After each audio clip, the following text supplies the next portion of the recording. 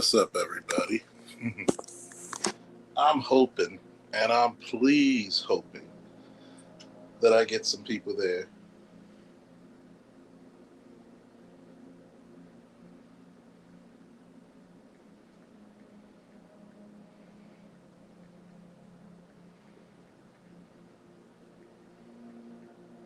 Give me 1 second for a minute. I got to make a joke on this one.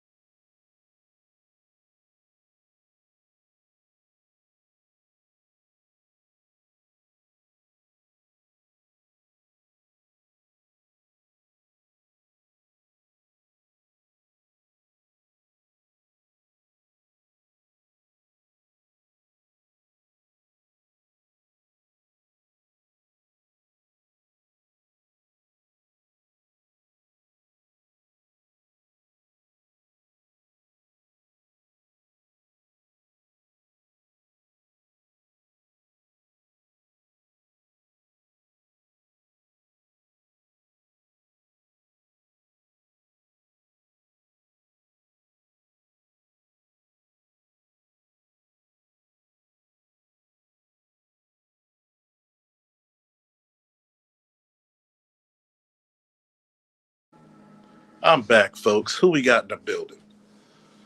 Oh, man. Hit dogs will holler. Mm-mm-mm. Hit dogs will holler. I swear to everything in Christ. My brothers in Christ and the powers of Grace Skull. How y'all doing tonight? Who we got in the building? I hope all the people who got shit to say on Facebook is here. Please, Lord Jesus, please, please. Oh, baby, please, please, please, please, baby, baby, baby, baby, baby, baby, baby, baby, baby, please. Come on here.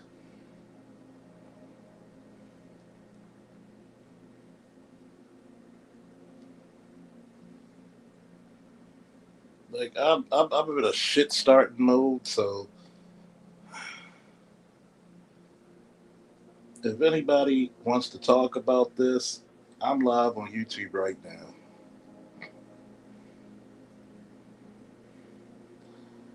I'm just live. I'm just enjoying life. What's up, folks? What's up?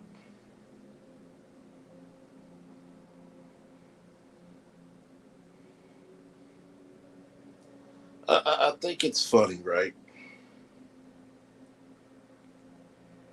I think it's comical, right?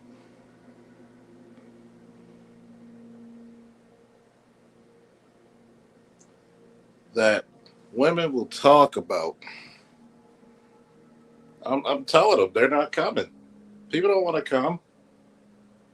I'm trying to give some work because y'all want to talk about women fat shaming. I posted today for some of you who are my Facebook friends about a woman who was morbidly obese, to put it politely, during her marriage, but she lost the weight in divorce.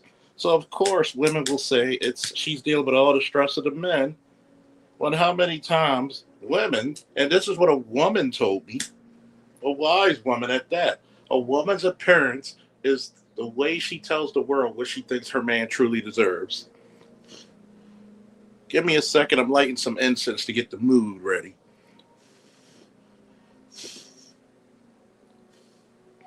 If anybody want to work, I'll make it a one-on-one. Please, Lord knows. Because I'm going to tell you the bullshit about women. Fat shaming was never meant for men. It was only meant for y'all fat asses. Because when a man tries to improve himself, when a man tries to look better and groom himself, dress better, speak better, live better, he's gay. Just like the same bullshit that a person like Coco Jones that say, me and my friends like a guy medium ugly. You're 5'11", chick. What if a guy said, I don't like Amazons? You're gonna feel offended. And the reason why y'all bring up that whole shit. Oh, I'm burning some Kush, man. Some Kush. Smell real good. And then the cigar tonight is LFD. LFD.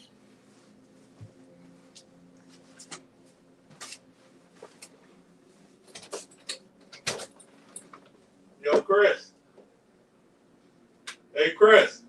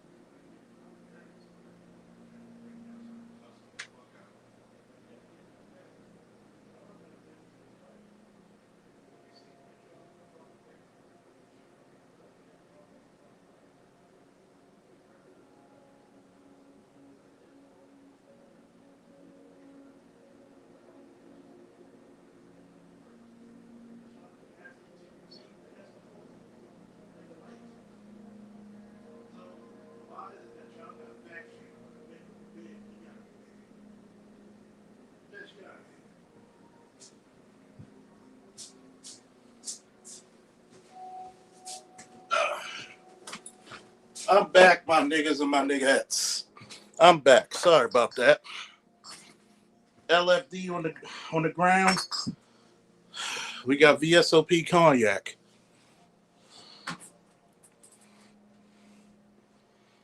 We don't need. We have more class than Keisha. Yes, we do. Here's the problem, right? And this is not just a Keisha thing. This is a modern woman shit.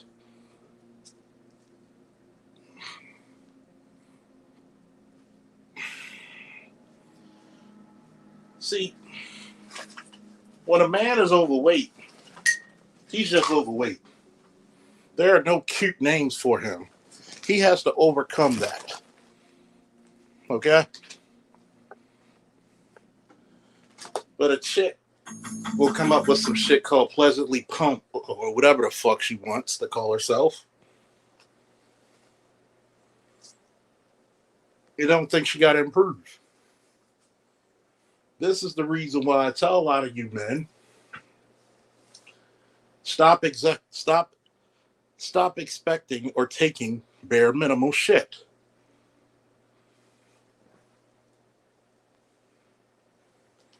Because you're going to get bare minimum results.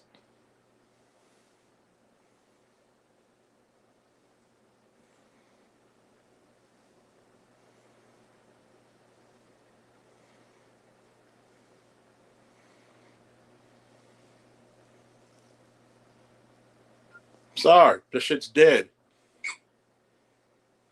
Men don't have to take your bullshit.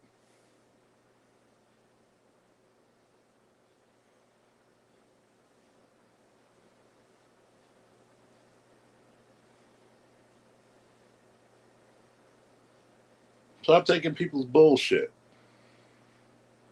How many big women are accepting bigger men?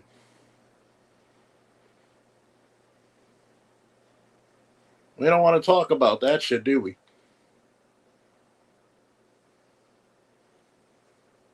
Some of the disgusting parts of this shit is that they're crying for men not to go to the gym, but then you'll call them a fat ass. You'll call the chick a thick chick, a BBW.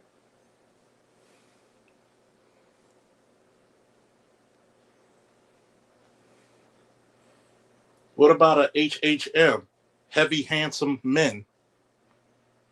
Where's that?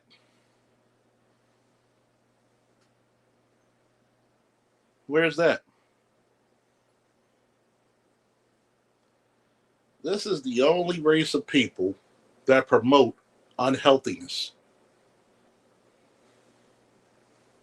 If you're married as a woman and you're overweight, but then you decide to lose it when you're divorced, why did you do it while you were married? And don't give me, oh, it's the stress of the man, it's the stress of the kids. But like I said in the comment, when men die 20, 30, 40 years before the wife of stress related ailments, there's no consideration, there's no mercy, there's no what? Compassion for that man.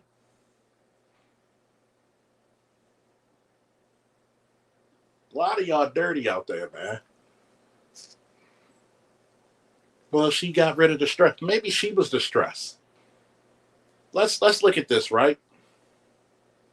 In a relationship, who's more likely to say, "Hey, babe, you need to get in shape"? The man or the woman? I'll wait for your answer, chat.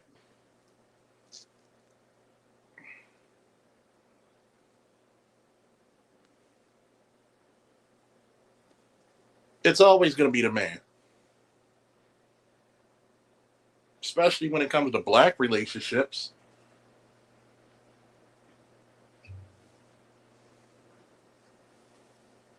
You know goddamn well that if it was no black men around, a lot of y'all chicks would be single because no other man would take you seriously.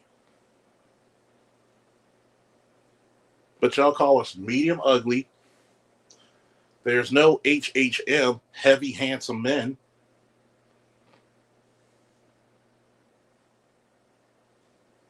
It's not even being comfortable. It's about a lot of niggas accepting this shit because we're taught to be pussy hounds.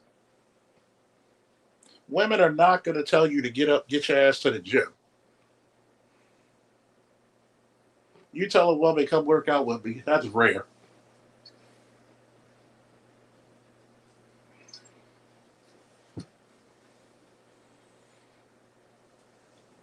And you know the shameful thing about it?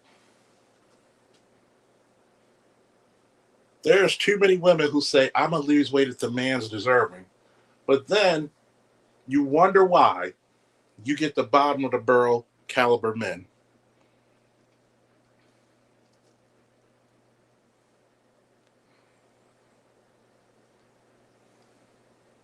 Don't give me that bullshit. Then an old schoolmate put in the chat, put in there and said, hey, well, look at the cortisol. Like, I don't know what the stress hormone is.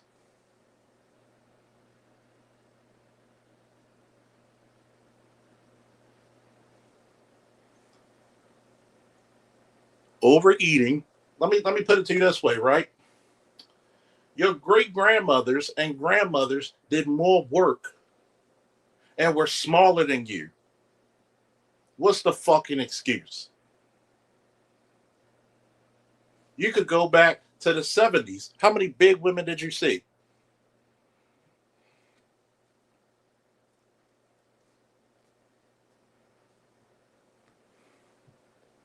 Why is it the majority of your mothers and grandmothers are in better shape than the women now that are in their 20s and 30s? Riddle me that, black man.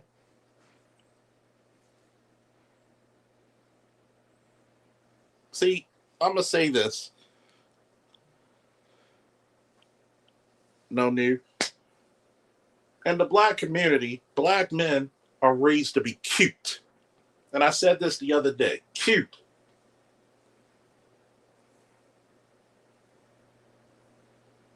This is the reason why we have the obsession with girls wanting you with hair and all this shit. Not capabilities, hair. How he dressed, how he does this. Does he have this? Light color eyes. Is he cute? Is he cute? You're not supposed to call a man cute. But this is how we're portrayed in our own damn communities. Cute.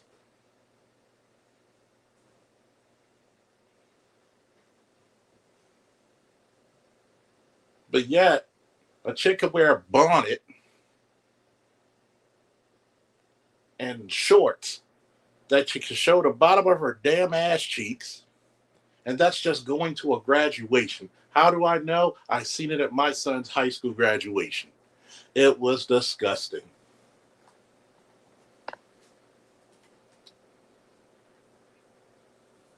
But y'all mad because a man has a standard that says, wait a minute.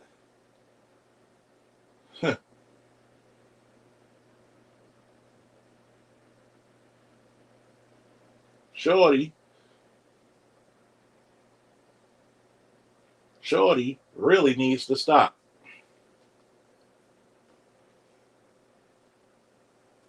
You're telling me if you had to wait till you got divorced, that's some sorry shit.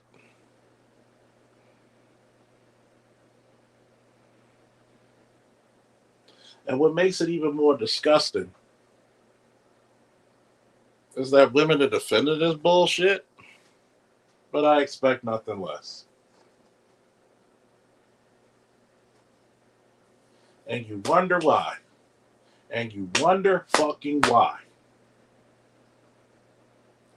You always get the bottom of the barrel results. I don't think black women know what a good man is anymore. I don't think black people know what a standard is anymore. But you want to get upset. Well, fat shaming. I ain't got to fat shame shit. Your doctor will fat shame you if they're worth a damn. If they're worth a damn.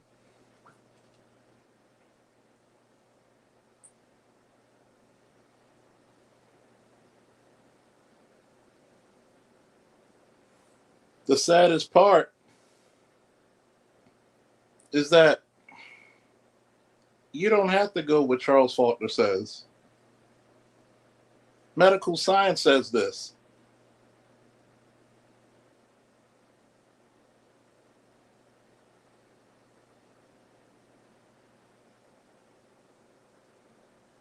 Don't get mad with me. Don't be in a hissy fit with me. I'm sorry, beautiful, but we don't have Miss America weighing 300 pounds.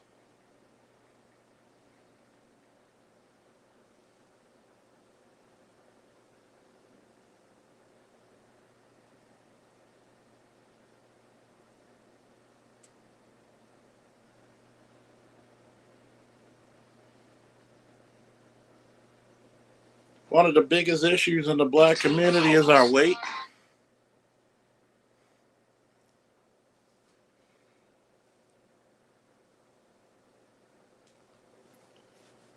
Why not have more chicks show their gym memberships instead of the plates of food they go out when they go on dates or the little dates that we actually still go on?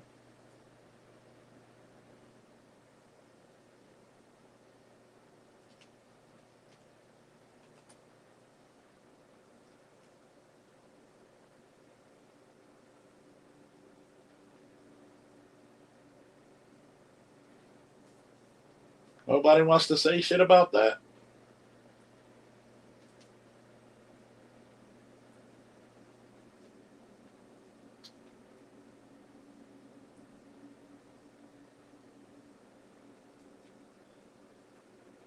Nobody wants to talk about that.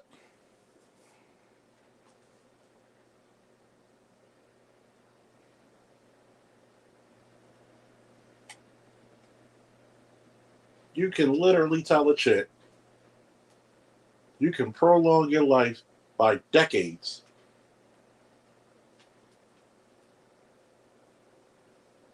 and you'll go against the grain. But to actually sit there and say your husband, the guy you said I do, doesn't get the best of you, that's ridiculousness. That's ridiculousness. Once again, ladies and gentlemen, this whole relationship shit, marriage shit is what? A piece of shit.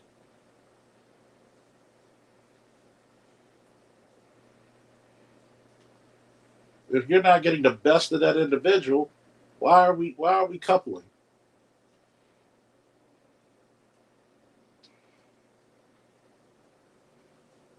Why are we coupling?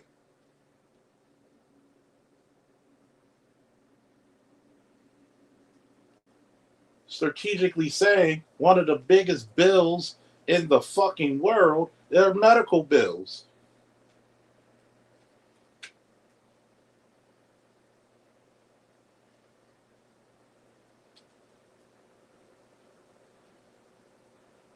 And now more women are single than ever, handling more stress than ever.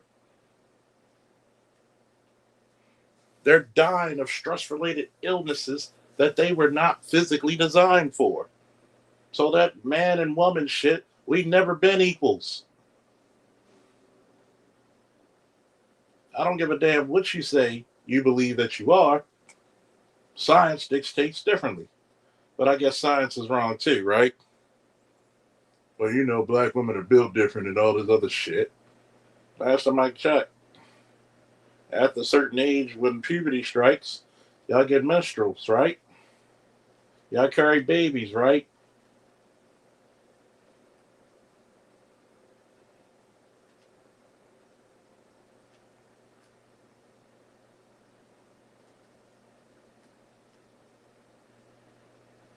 Ah, the only time y'all believe something is when it's in your favor. But let's just look at health. Let's just look at health.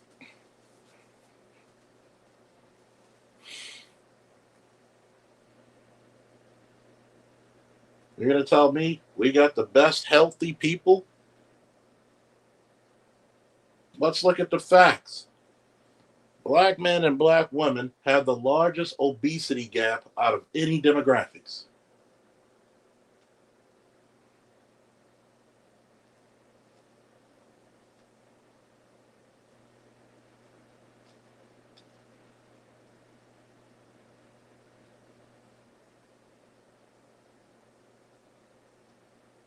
Why?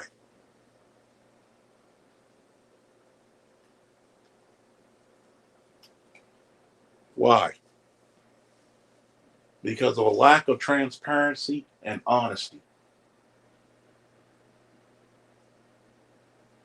You raise your boys to be what? Pussy hounds, accepting any type of behavior, any type of attitude. No discipline, especially when it comes to what? Your food, your exercise, your diet. You're married and you're talking about, well, she was under so much stress. No, it's because she knew when she was going back out there in the goddamn dating field, the world's not too kindly to overweight women. But you got comfortable and lazy when you were married.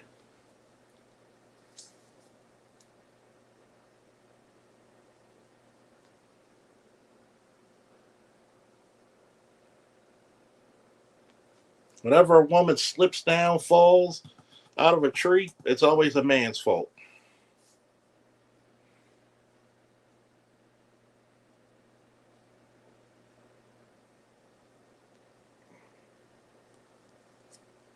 See, there's going to come a day when the majority of men are going to really tell you what they think. And men are not going to be too kind for your feelings anymore. They're just going to say what they are. We're going to really treat you like equals. We're going to treat you like equals.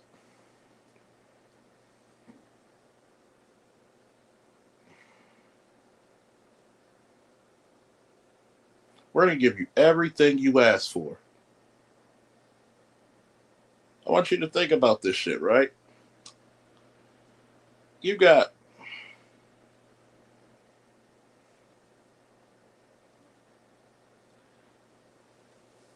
you got more overweight women in our society as black people, and they're not doing anything about it. You're dying. You're dying. You are dying. The men that really truly love you wants to see the best of you. I'm not here to convince you to do a goddamn thing. I'm just here to say the truth.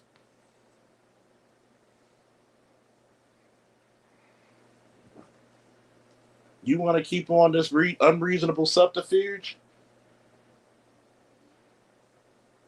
Have at thee.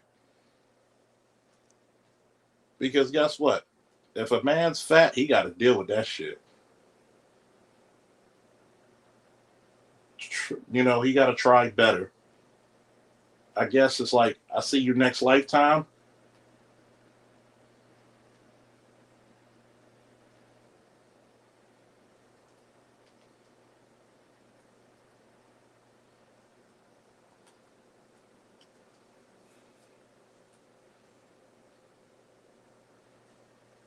Did you notice back in the 2000s you had King Magazine, Smooth, Black Men's Magazine, and others? You didn't see obese women on there.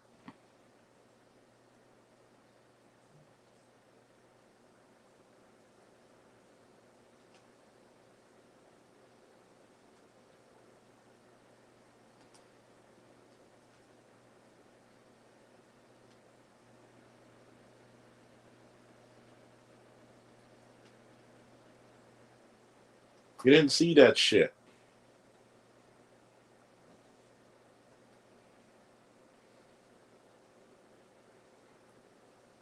Instead of working out and doing squats, what are you subjecting to you? What?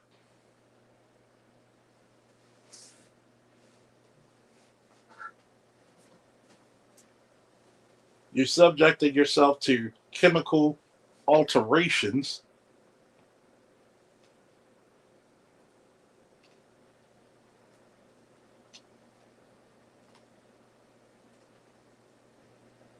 and you're getting mad because men don't want to see you with a BBL. They want to see a body that's been earned and treated like a temple. Like, you're right, a semblance of a standard.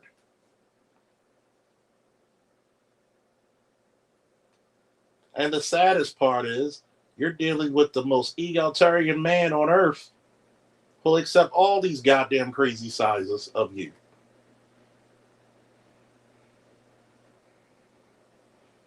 You're right. Anything but work. And it's downright pathetic. But last time I checked, you want the tallest, you want the most athletic. That's what you want, right? You want the men you can't even physically obtain.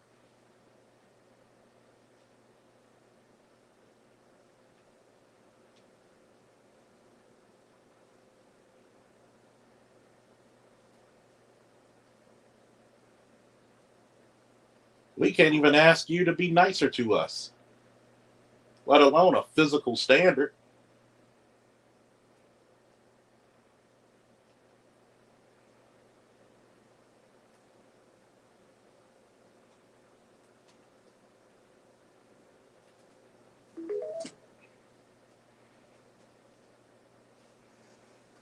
You can't even get all natural women right now proud.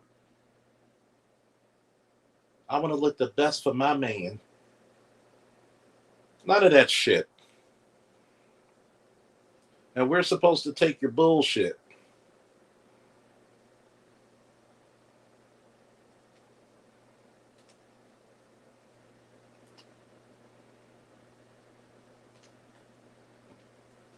We're supposed to be the ones to take your bullshit, right? We're not supposed to have a standard, something to admire.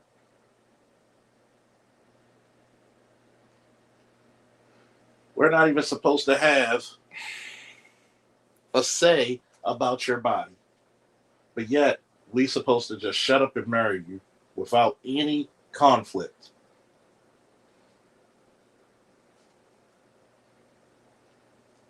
Any distractions.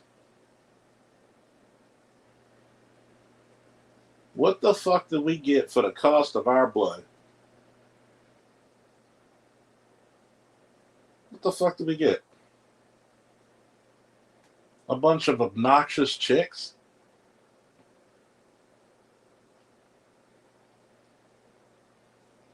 A bunch of people who think they're better than you? And usually worst off?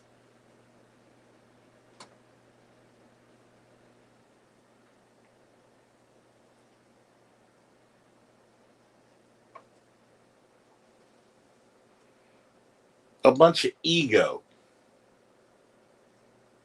Got the ego of a guy who never been anywhere. A guy who never did shit in his life. That's what you get. I remember a time when growing up, you didn't see all this shit. Don't give me this food shit. Because last time I checked, our parents had vegetables too.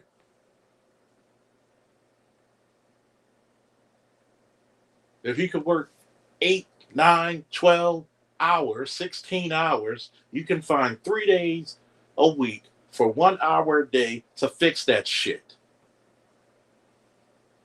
Because when a man gets broke, nobody wants to hear his broke ass excuse, right?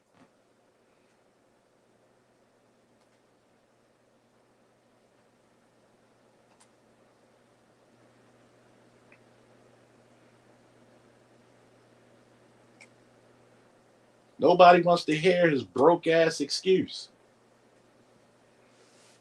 When a man's fat, he's got to deal with it on his own. If the man's not athletically inclined, he's got to deal with it on his own. If a black man's homeless, he's got to deal with it on his own.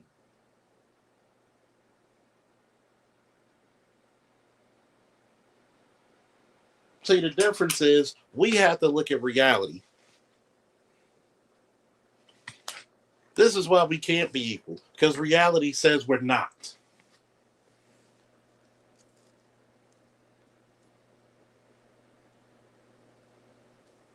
And then the sad part about you motherfuckers, and some of you men too, you shame the chicks who actually go to the gym.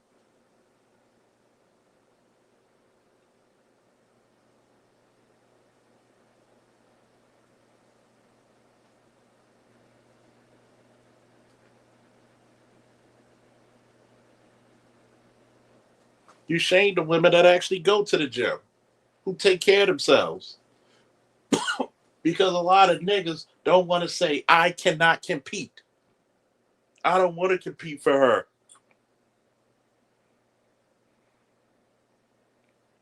And you carrying on a lot of these goddamn sicknesses, generational curses, and ailments. When guess what? If you're putting in time at the job, you can take some time to yourself. Because your biggest money maker is your physical goddamn body. If that breaks down, you're not making shit anyway. Let's not be facetious now. I've already given the Ladies and gentlemen, a little bit of walking, some resistance bands, a calorie deficit. Yes, it's going to take some goddamn fasting and some goddamn resisting hunger pains. Once you get over those hunger pains and your body's in a deficit, it's all good at that point. You ain't got to take my word for it.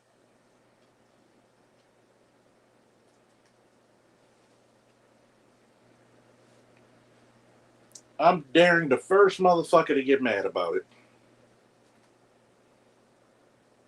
I'm daring you.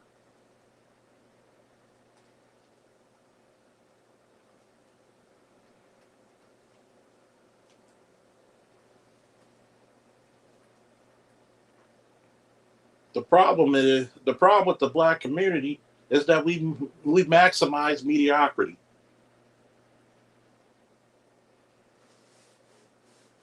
If we hold each other to a standard, we're upset that somebody's getting over.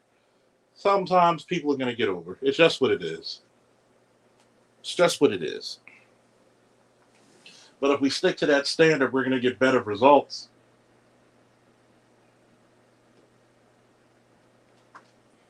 You can't yell, "My baby father ain't shit," and you don't call yourself a toilet because you held shit. You held shit for 9 months.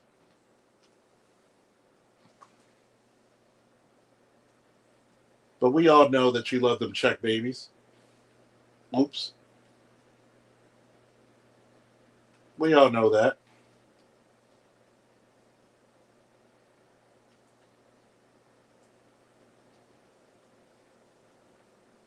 We know there's a lot of y'all just check babies. Don't get mad with me.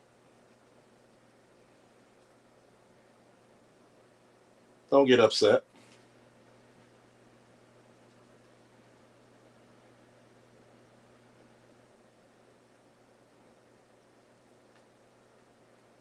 Don't get upset with me.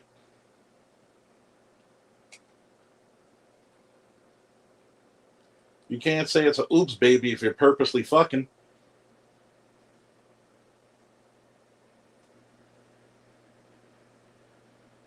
Sorry. Stop blaming the other motherfucker when you had a choice in it.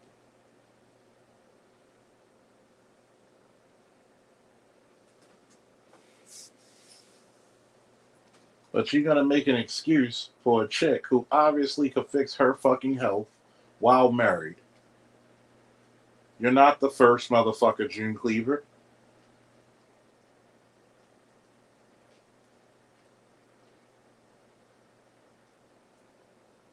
You're not the only person who had to deal with weight issues. What makes you so goddamn special?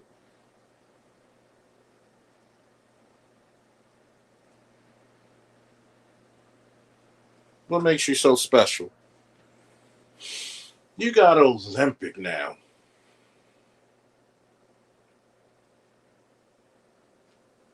You got so many ways to cheat the goddamn system, it's not even funny anymore.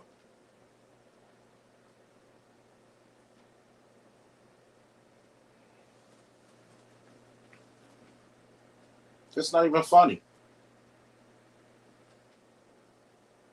You're supposed to get the bare minimum out of people who don't really give a fuck about you.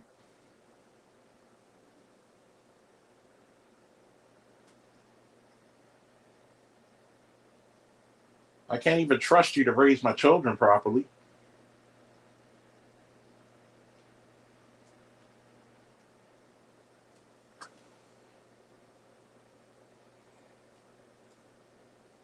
I mean, my God, what do we get?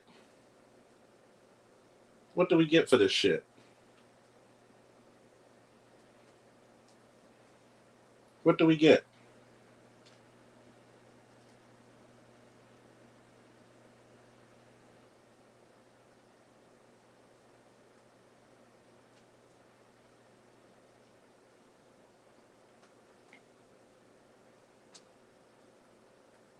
You can't eat more vegetables. walk a bit more.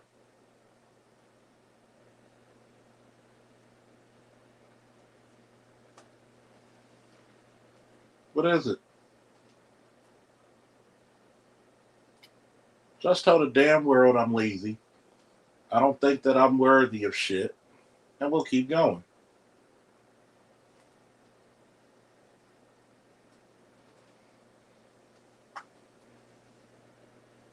But then you'll sit here and say, we can't find good men. Are you a good person, first and foremost? Are you benefactors of the society that is black?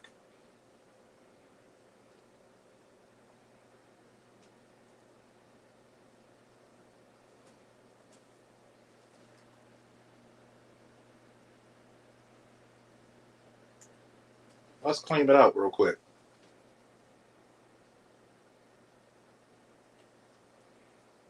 Let's be very clear about this shit.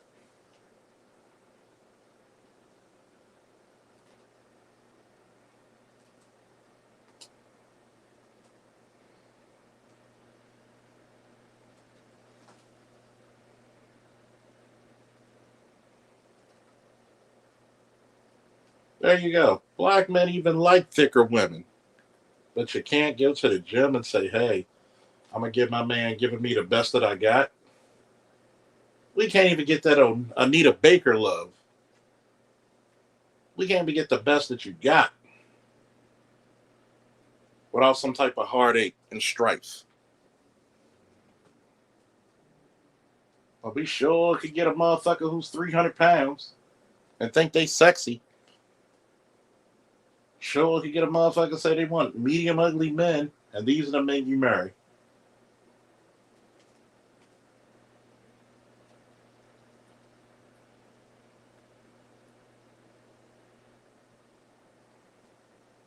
If a lot of brothers heard how a lot of their wives really think about them,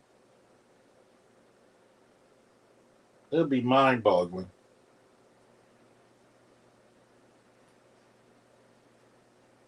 It'll be fucking mind boggling, dude.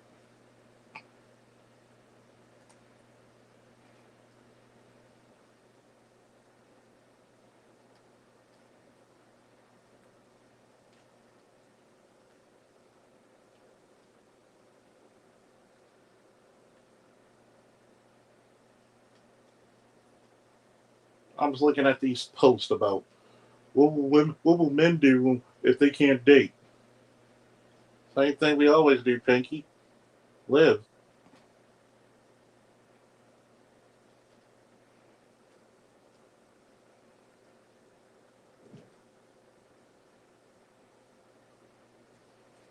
Live.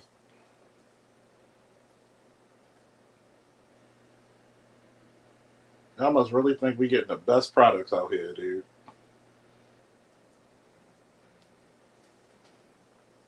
Y'all must really think we getting the best products out here.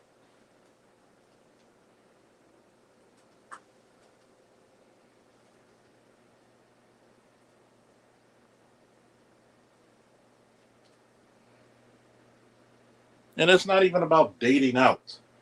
Because guess what? If you're a simp somewhere, you'll be a goddamn simp anywhere. Love your goddamn self first. There's no white woman, there's no Hispanic woman that's going to love you better than your goddamn self. Because if you're a sucker here, you'll be a sucker any goddamn where. And that's real.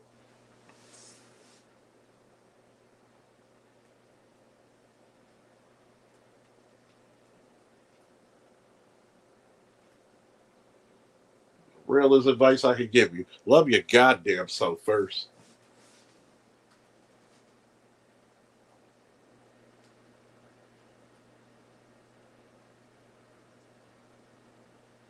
Have some respect for yourself.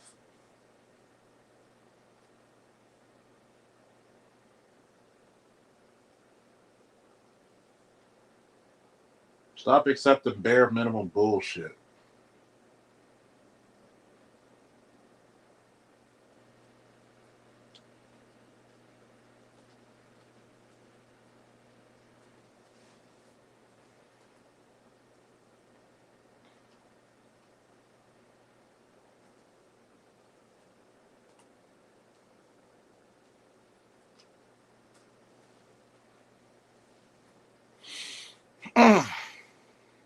That's the main problem with black men. You don't love yourself enough. You don't love yourself enough to think you deserve any wins. You don't. And it shows. It goddamn shows.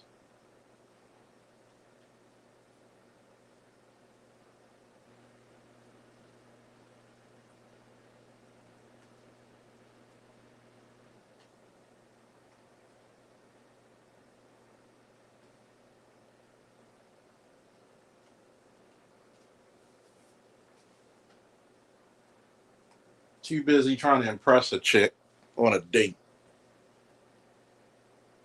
The worst thing for a black man to ever do is to look at himself less than compared to a woman. And that's what it is.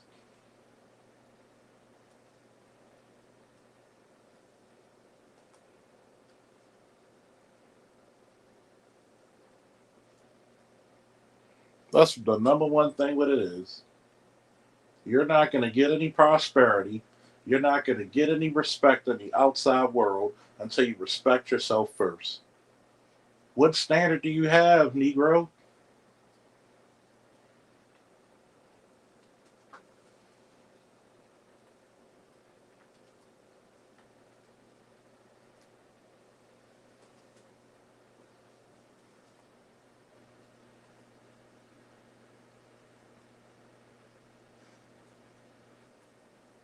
What standard? If you're telling me that you got a standard and you're worthy of respect, what are you doing for it? You should be challenging the fucking world right now. Challenging the fucking world right now.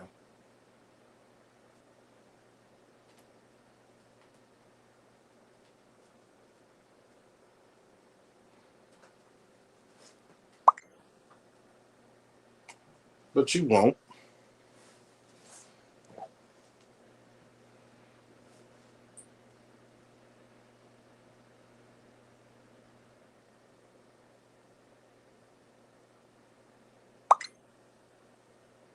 We're so hung up on fucking bullshit, Keisha politics.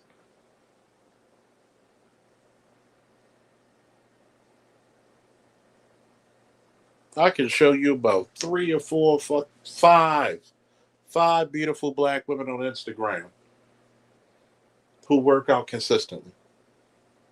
Dark skin, medium complected, light skin. What's your fucking excuse?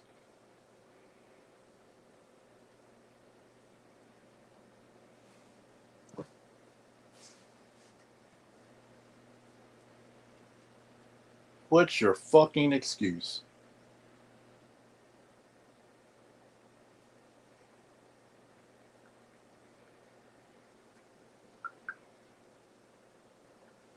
I'm not funny, I'm truthful. Trust me, a lot of mothers back then would tell a lot of these women, you need to get in shape.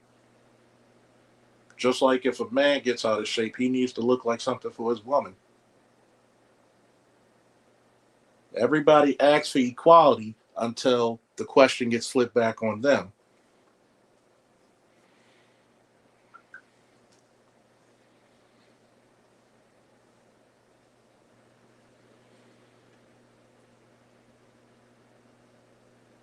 Because here's the fucking thing.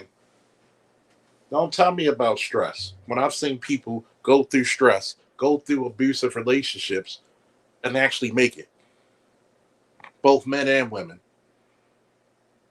How come your mother still stayed younger, still looked more viable, your grandmother, and she still stayed small?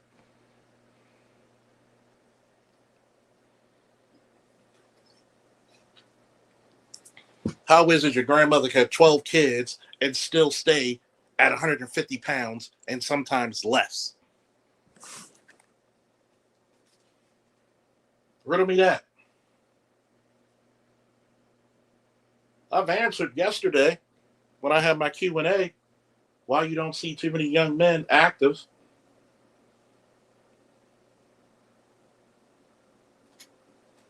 When we do the same thing about black women, we're assholes.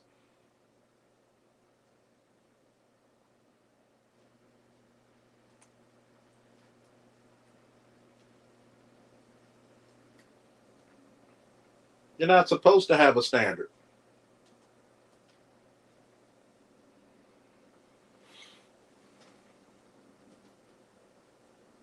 If the women say they don't want to go to, if the women want to open up their mouths and say we don't want to go to this place or that place to go out, even though honestly, who else is taking you?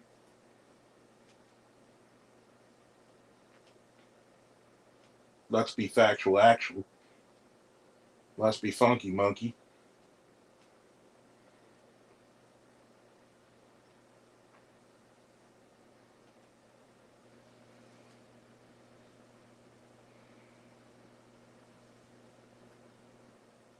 I've seen women who worked out while being pregnant.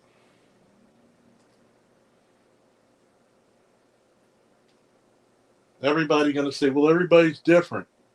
Yes, they are different. You're right. But they should give you inspiration. There's no more can do spirit I see in America. If they can do it, I can do it.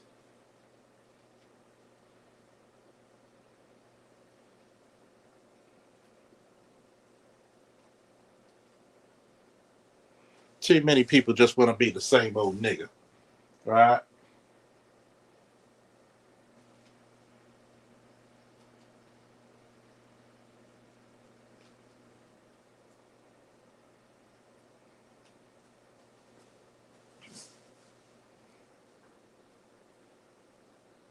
It's fat shaming. I don't come to the rescue of fat men.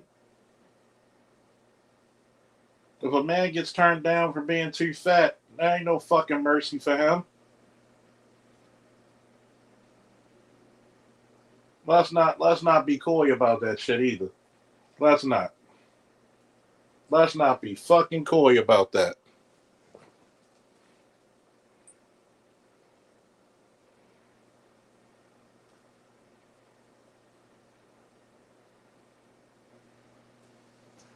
Oh, Charles, you're being mean to people who got weight problems. No, the fuck I'm not. I'm the same motherfucker who trained people to get their fucking weight loss. I ain't got shit to say, nothing to say about that. I'm one of the few people who help overweight men and women. They didn't want to just do it for themselves. They wanted to do it for their husbands, their children. They wanted to live.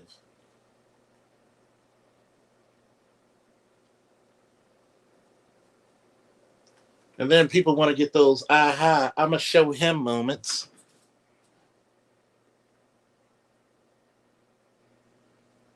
And here's the craziness about it, right?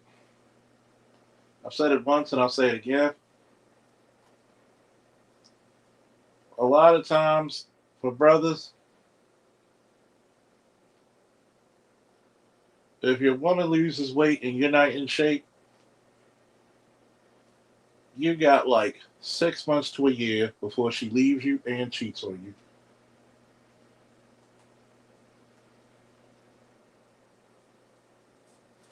She's gonna, if a woman lost the weight while you're married and you're just a regular average guy, you got, especially if she never had attention from men like that, you got 6 months before she cheats on you. You got 1 year before she leaves. Ask me how I know. There's too many guys I had to counsel on that shit. That's why if you start seeing a chick work out, you better make sure you up to par yourself because she's gonna leave, especially if she's not used to attention.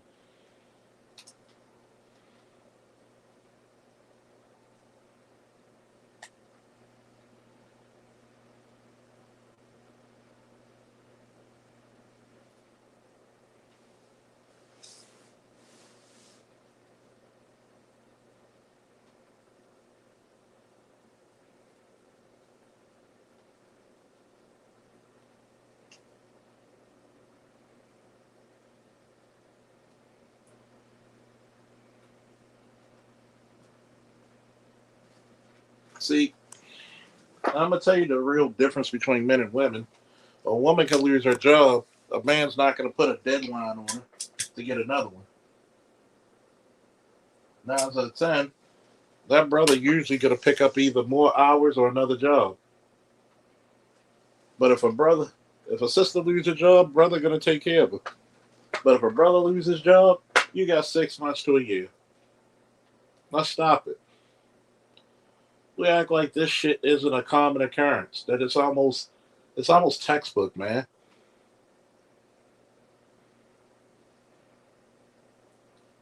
You better never pay for no goddamn plastic surgery.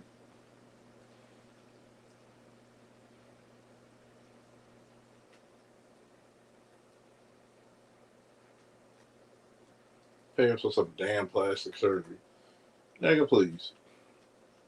You're the dumbest nigga in captivity if you pay for a woman's plastic surgery. I'm gonna just tell you that now. The dumbest. Paying for some goddamn plastic surgery.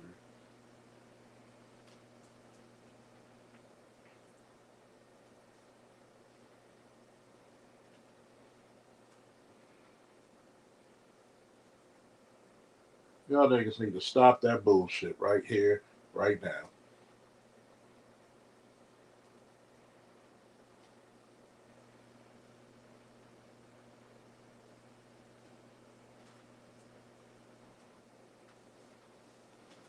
I need to stop that bullshit.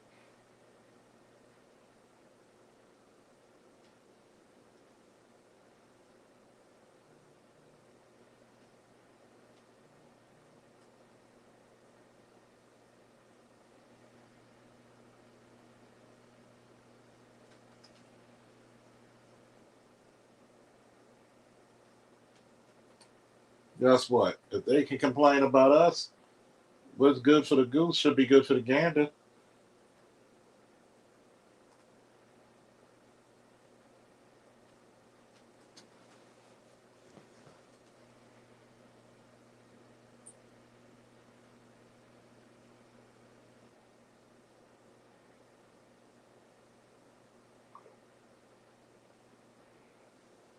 What's good for the goose should be good for the gander. But you know what the problem is? You don't like it. You don't like it when pressure's put on you.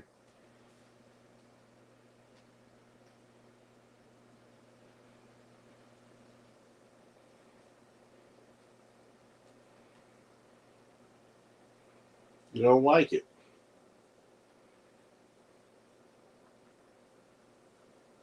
Well, it's not fair. Life ain't fair, shorty. I'm never gonna be 6'5". I make the best of it.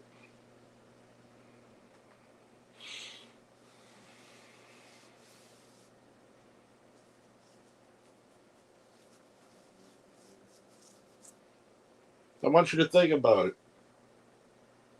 White women know that their men hold a standard, especially if he's mid to high tier.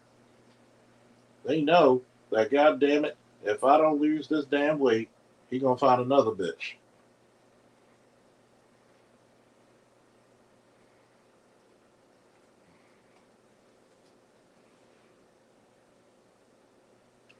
They know this.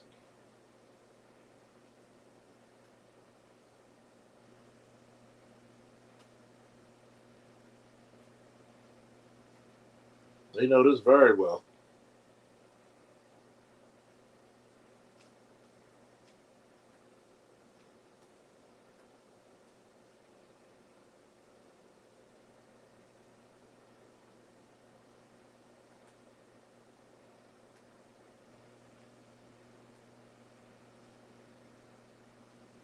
They know this shit to be very well.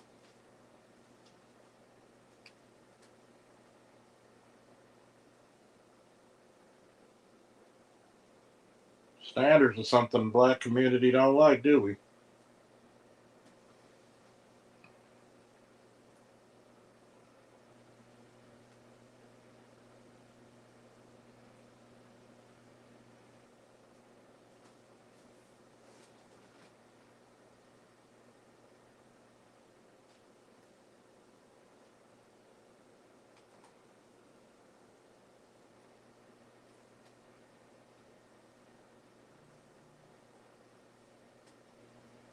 People getting bad. If somebody wants to come up, let me know who wants to come up and debunk this shit that I'm saying. Let's see.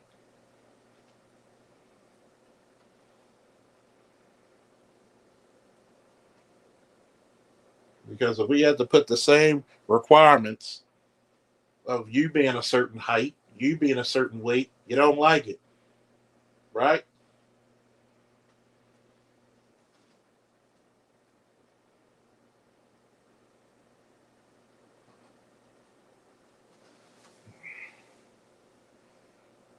What's up, nephew? What's up, Lost?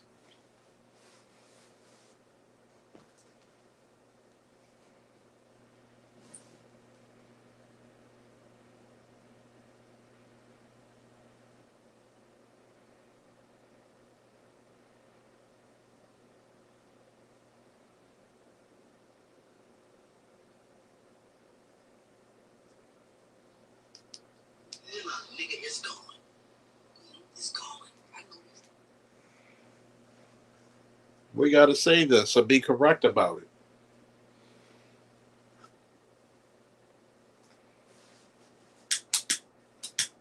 I'm only 5'10". I'm not 6 feet tall. I'm not 6'1", 5'10". How tall are you, Lost? But you're in the gym every day, training boxing and jiu-jitsu, takedowns and wrestling, weightlifting. Does that stop you from being you? No.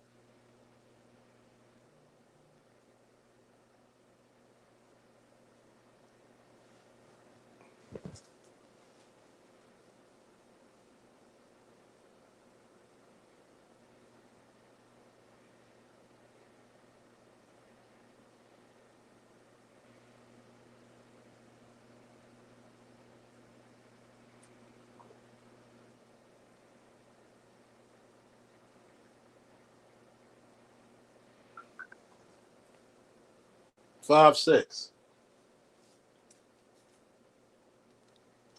Do you pity yourself because you're not 6'5"? No. No. I never seen a guy his height have the confidence he has. Shit. He wants to be a military intelligence officer. I said, go at it, young man. Go at it. Stretch your goddamn stuff. Lift your weights.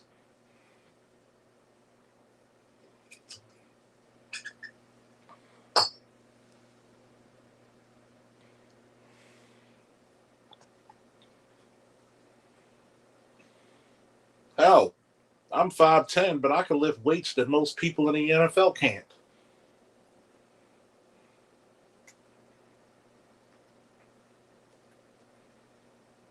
Ain't no fucking pity here.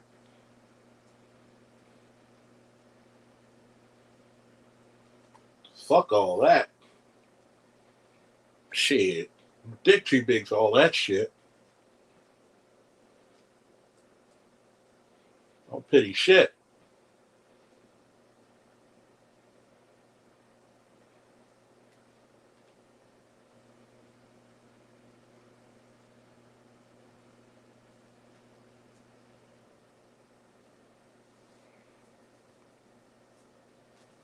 Motherfuckers don't know what the fuck they talking about. Forgetting who the fuck I am. Reason why I could talk my shit is because shit. I literally walked in the lands that angels fear to tread.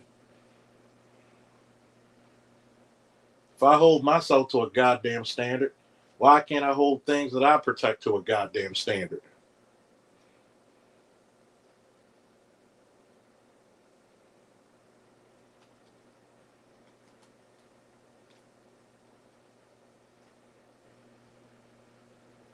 A lot of niggas are too bitch made for the cause.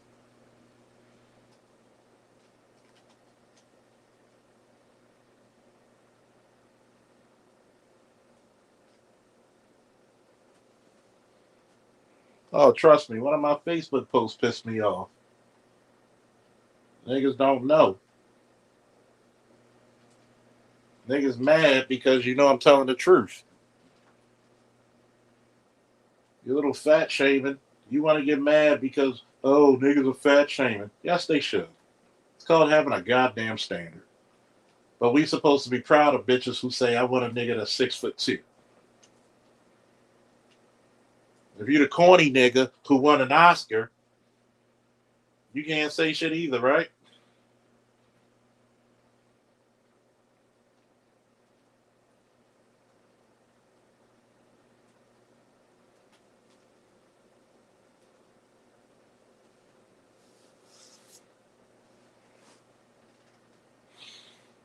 Mm, Like, god damn.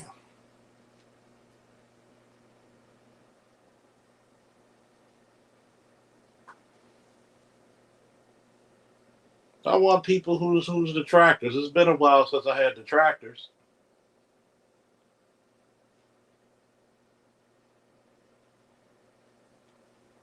What do you disagree with? The fuck came out of my black ass mouth? Please tell me.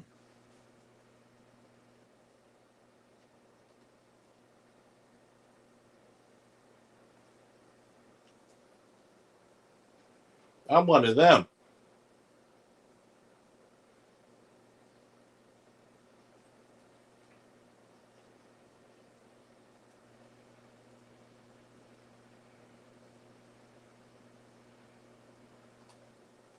People talk about smoke. I like fire.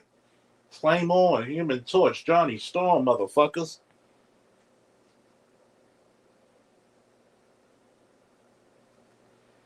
I cut my teeth in this motherfucking space. Debating people. Haven't lost one on the Manosphere streets yet. Fuck out of here.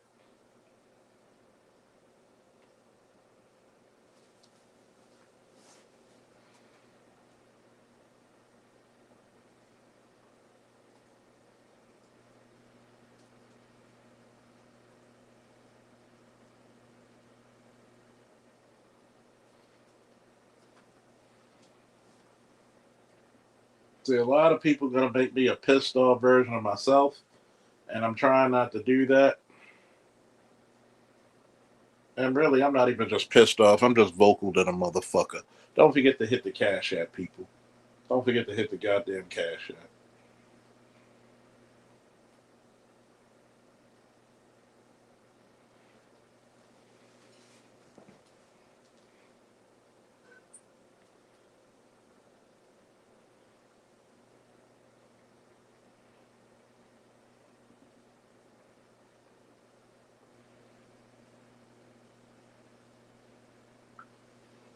Guess what?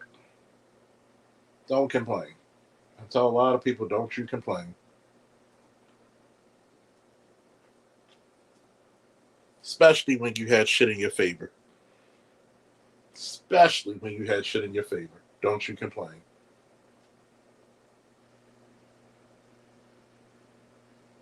You don't have the right to complain when everything in the world was in your place.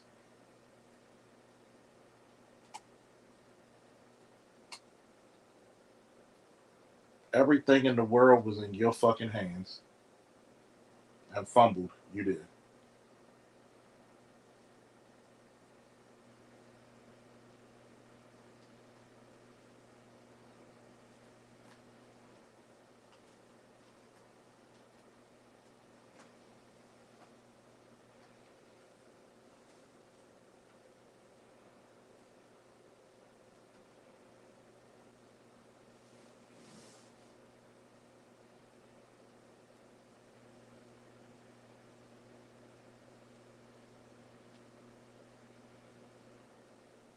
There's always a goddamn complaint.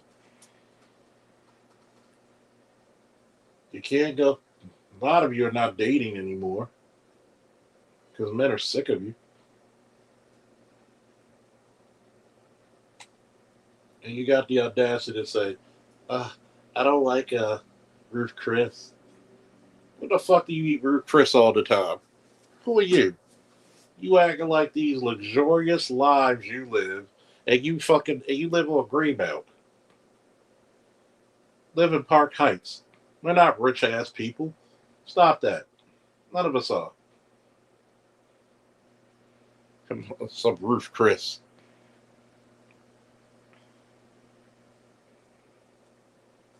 Man,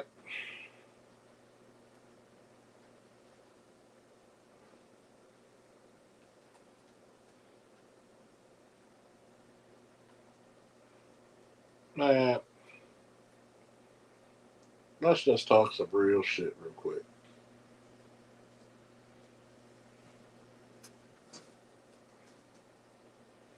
Let's talk some real shit. Nigga to nigga.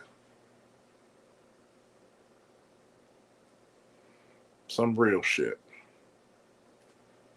You can't tell me how hard it is to find a good man if all you fuck is thugs and felons and scammers.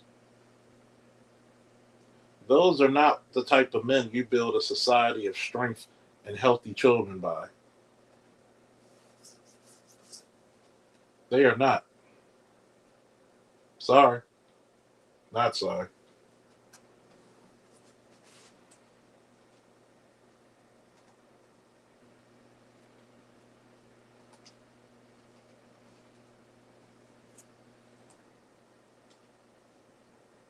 Do this shit every time.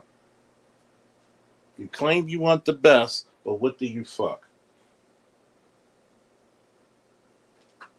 Well, there are no other men out here. Well, good. Just like not every man deserves a woman, not every woman deserves a man. Good.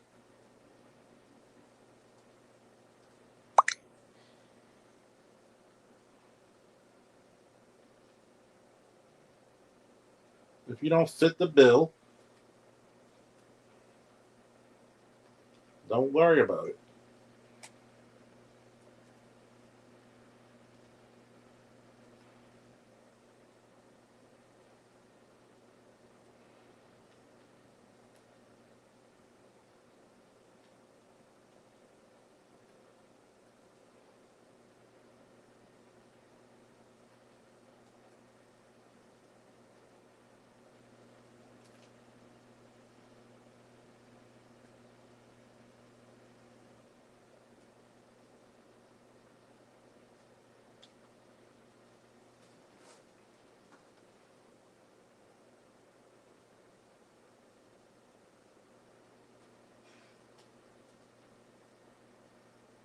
At some point, black people, we gotta get tired of the excuses, man.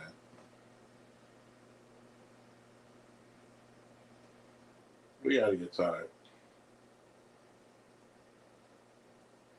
It's the same motherfuckers you can fuck out of prison. But I don't see nobody going to fucking Morgan or Coppin State or BCCC or any of your HBCUs saying, I want an abundance of good men. Nope, we don't have that.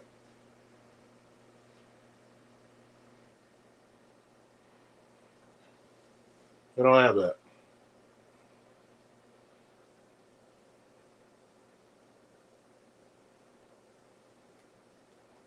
No such thing as an abundance. According to you.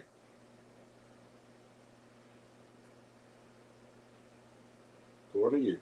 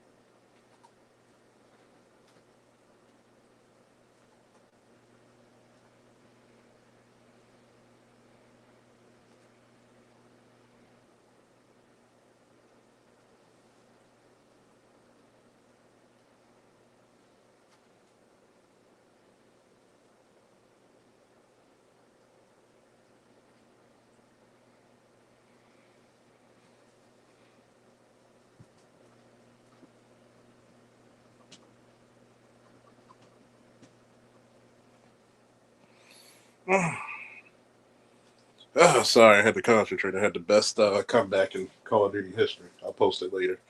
Oh, and I'm number one, bitches. And I'm on number one on the total poll, bitches. Yeah.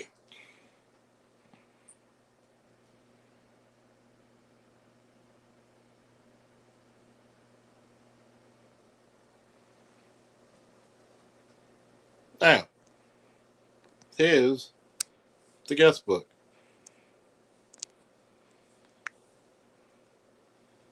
Hit the cash app. I know you entertain.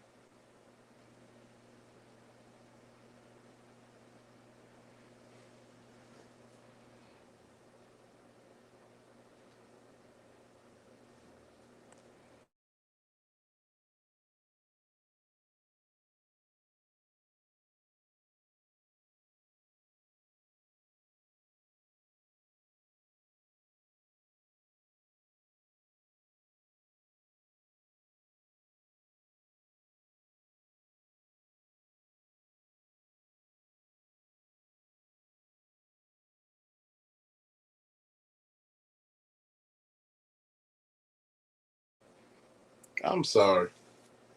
Don't ever tell me some shit that, oh, well, she was stressed the fuck out. Is that an excuse you're going to use for a man?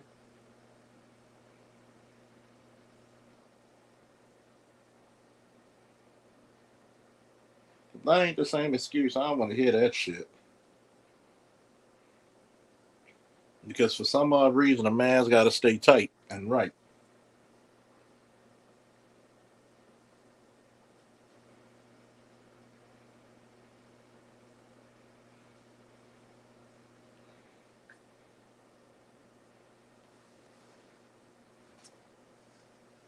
Let's just keep it funky.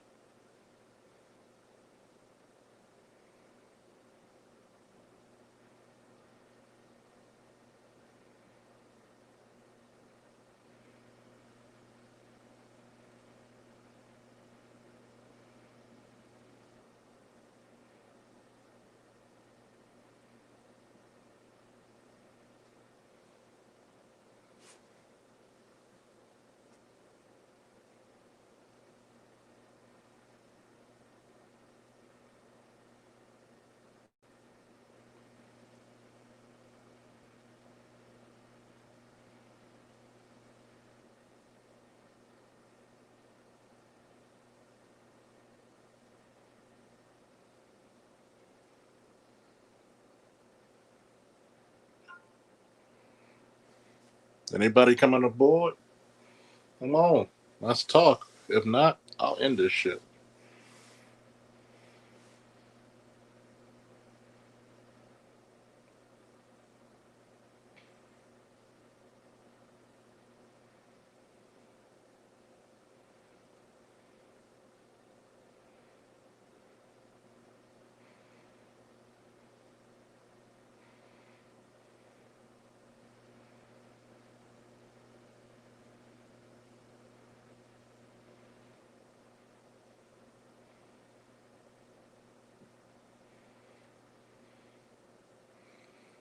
Because right now, I'm just wondering.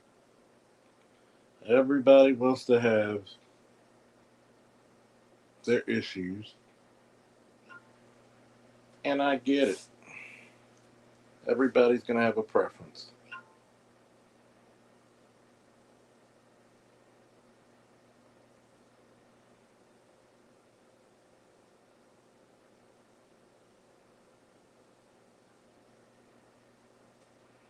But come on. It's more than just a preference. What's up, Mo? Hey, good evening. How's it going? Can you hear me all Let right? me go out for a second.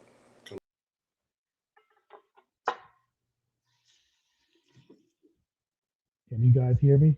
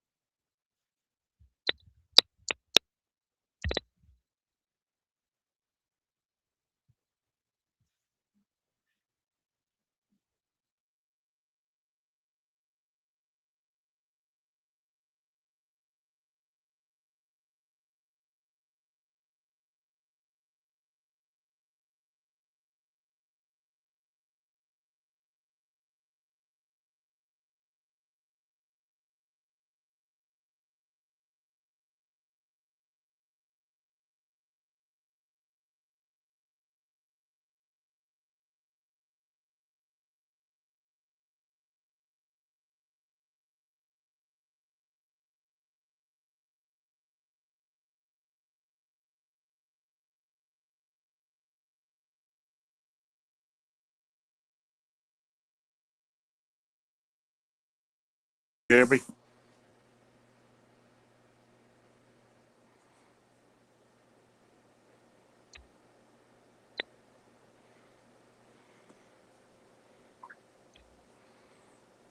Am I coming over?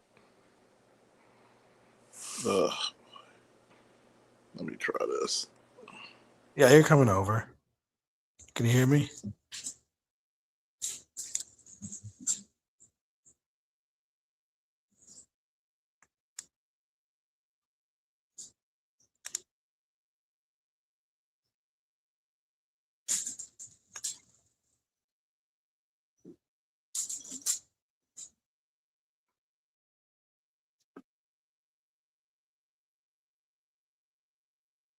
All right, that should fix it.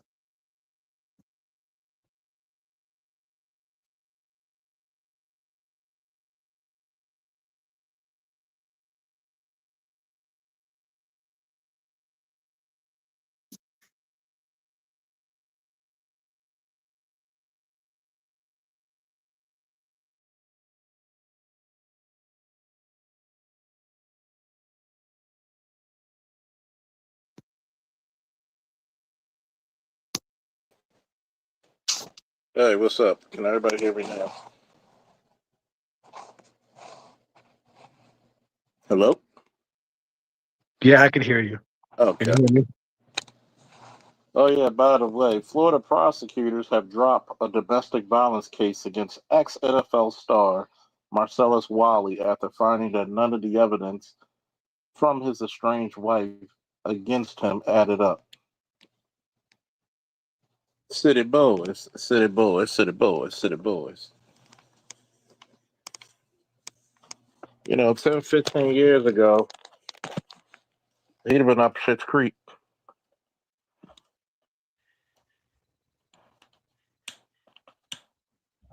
I missed that. I was resetting my You're headphones. real low. No, you're real low. Yeah, give me a second.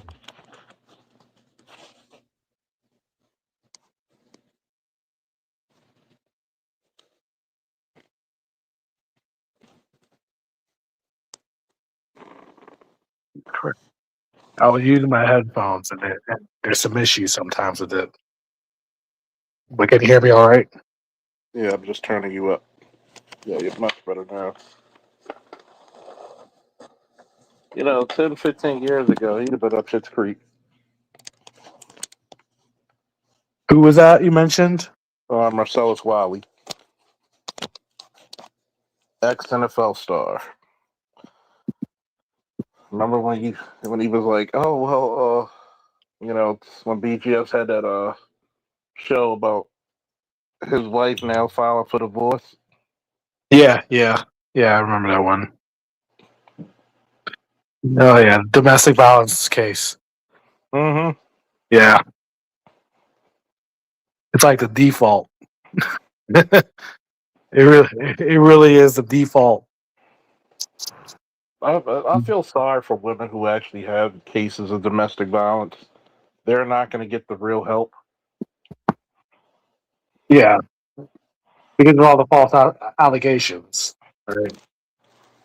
Um, because first and foremost, all of a sudden you trying to take his bucks. Now he's violent, even though he never had a case of violence against him. it happens a lot, but you know, when you're considered to be the scary black man, It's it's easy to believe it. Easy, easy. easy, Oh, he got the strength of 5 white men. probably.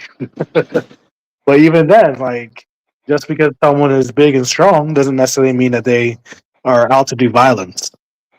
Not unless you got dark skin, nigga. You look violent. Oh Lord, the darker the skin, the more violent he be. That's ridiculous. And remember, we ain't gotta go to a Klan rally of racist people to get ostracized. Remember that. Yeah, You had to go somewhere far and wide down somewhere deep before you even heard the word nigga. Nowadays, you just all you gotta do is just look at your spouse.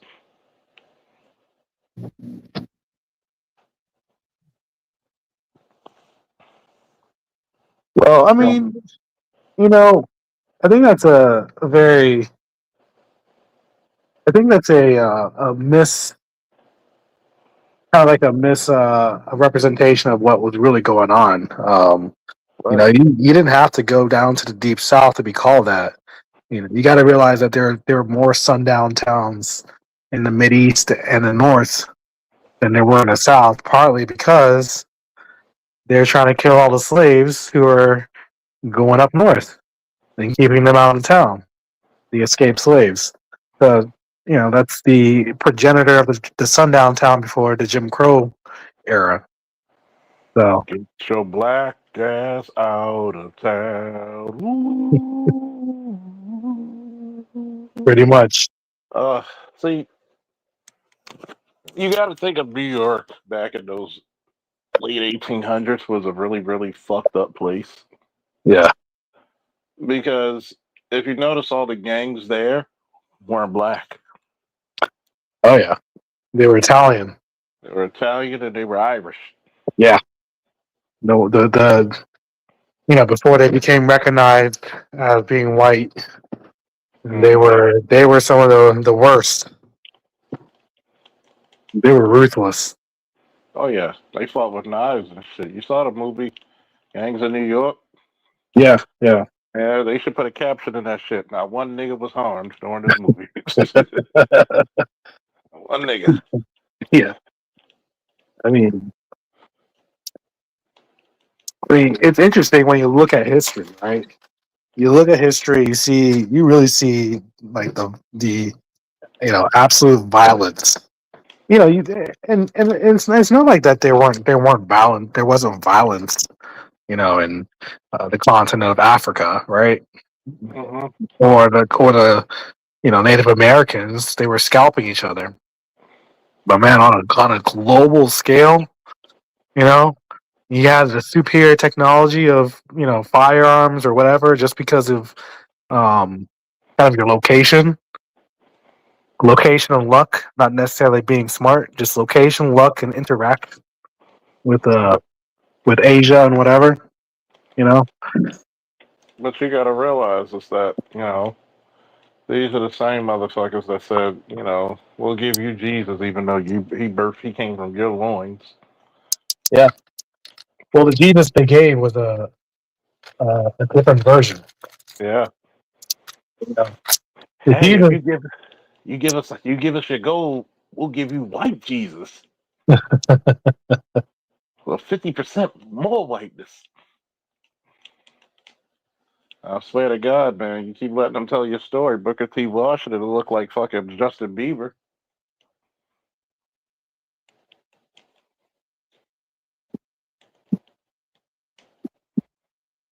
yeah. I mean, yeah, that's what they do. They take your image.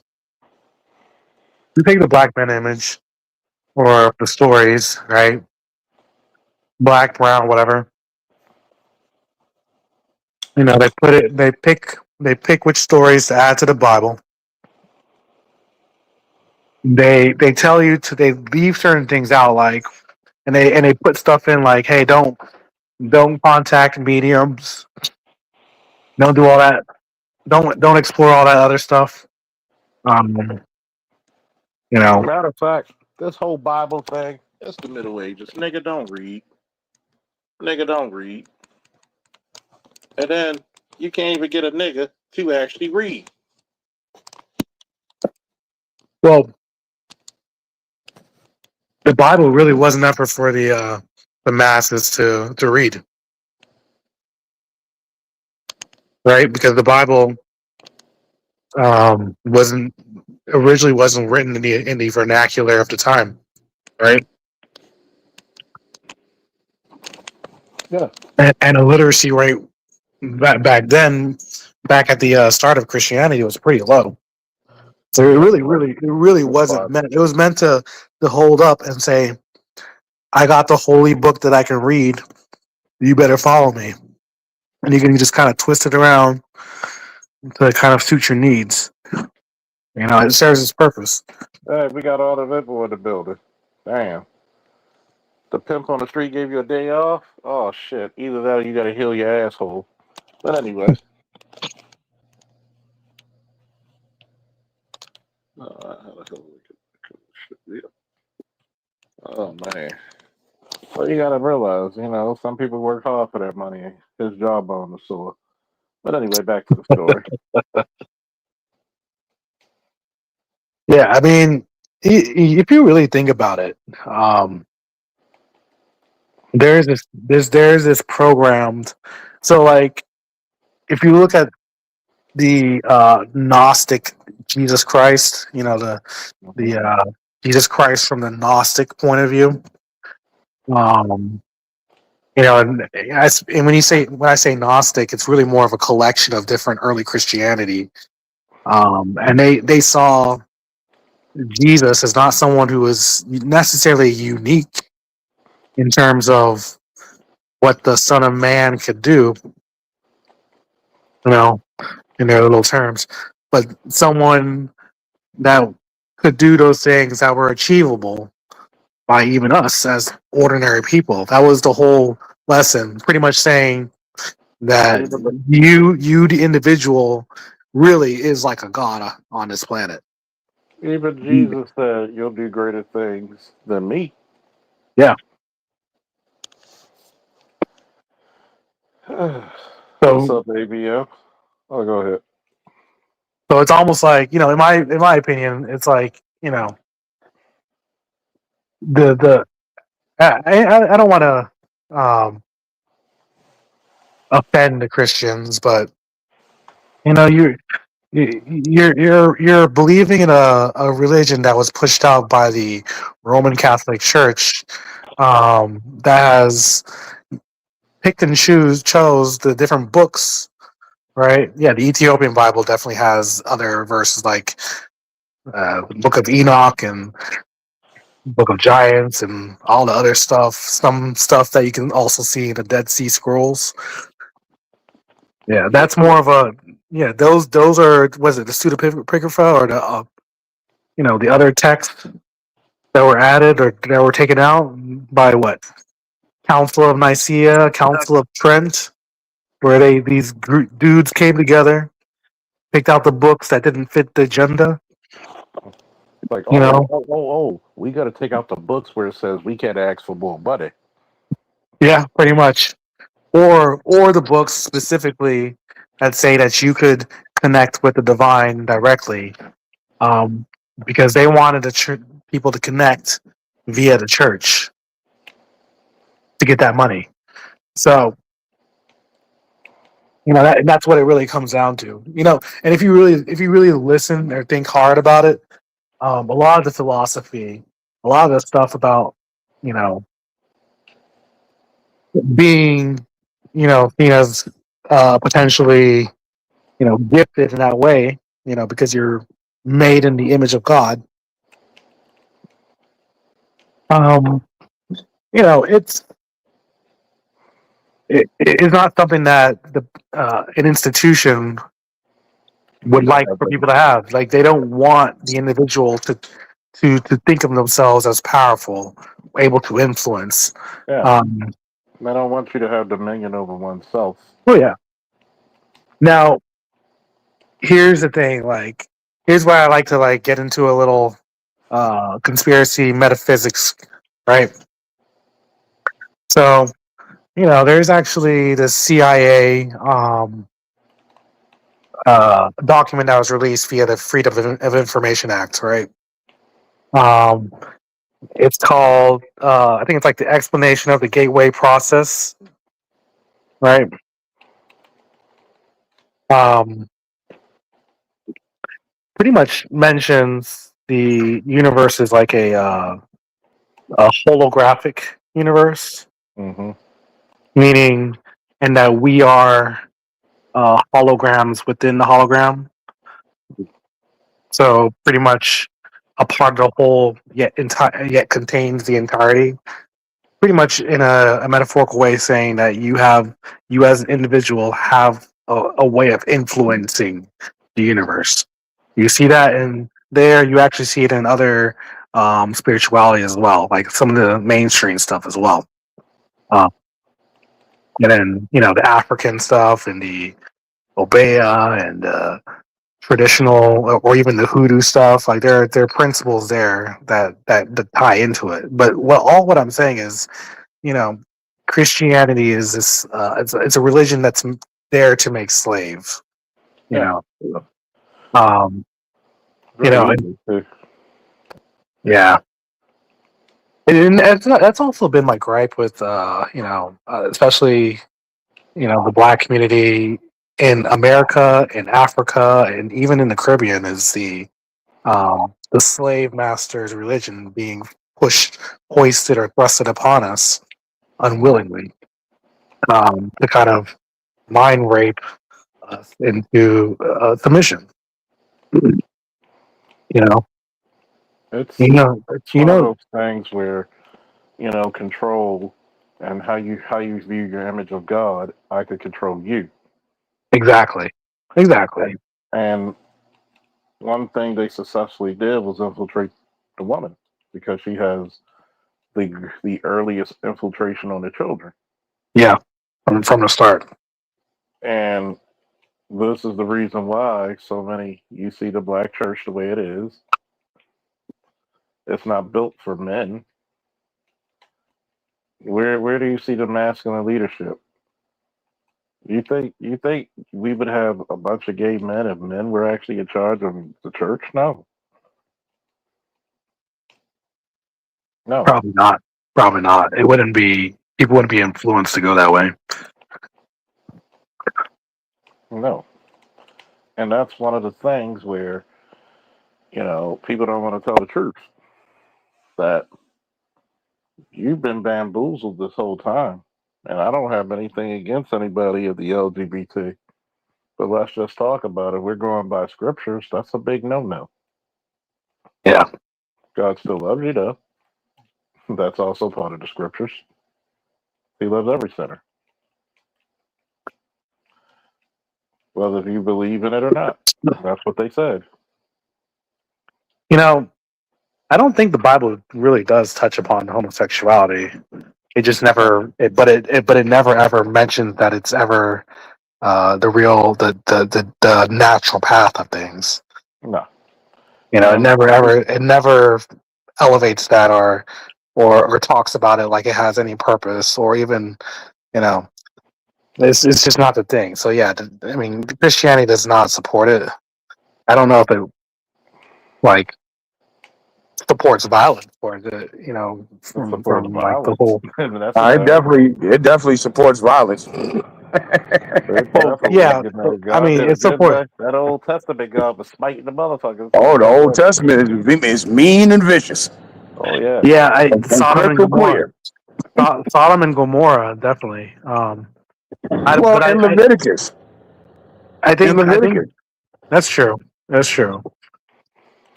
I think the Sodom and Gomorrah thing was more of the whole ritual of sodomy, right? Being towards a different god, but whatever. They got nuked in the Bible. They got nuked. Um, Pretty much.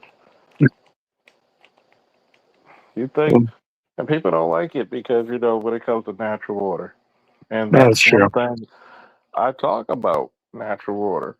Oh, well, how can we fat shame? Because we never looked at people who were out of shape as beautiful. It doesn't mean we should be prejudiced. It doesn't mean we should just, chuck them over a goddamn cliff like Hihachi Mishima and say, have at thee. But let's talk about it. You Well, know, you know, when it comes to body weight and BMI, um, if you look at each ethnicity, um, you compare the men and the women and the rise in BMI. Um, for every single ethnicity except for black people, there is Um, Similar. a similar increase in BMI. Black men, however, if there's an increase, it's not proportional to uh, black women.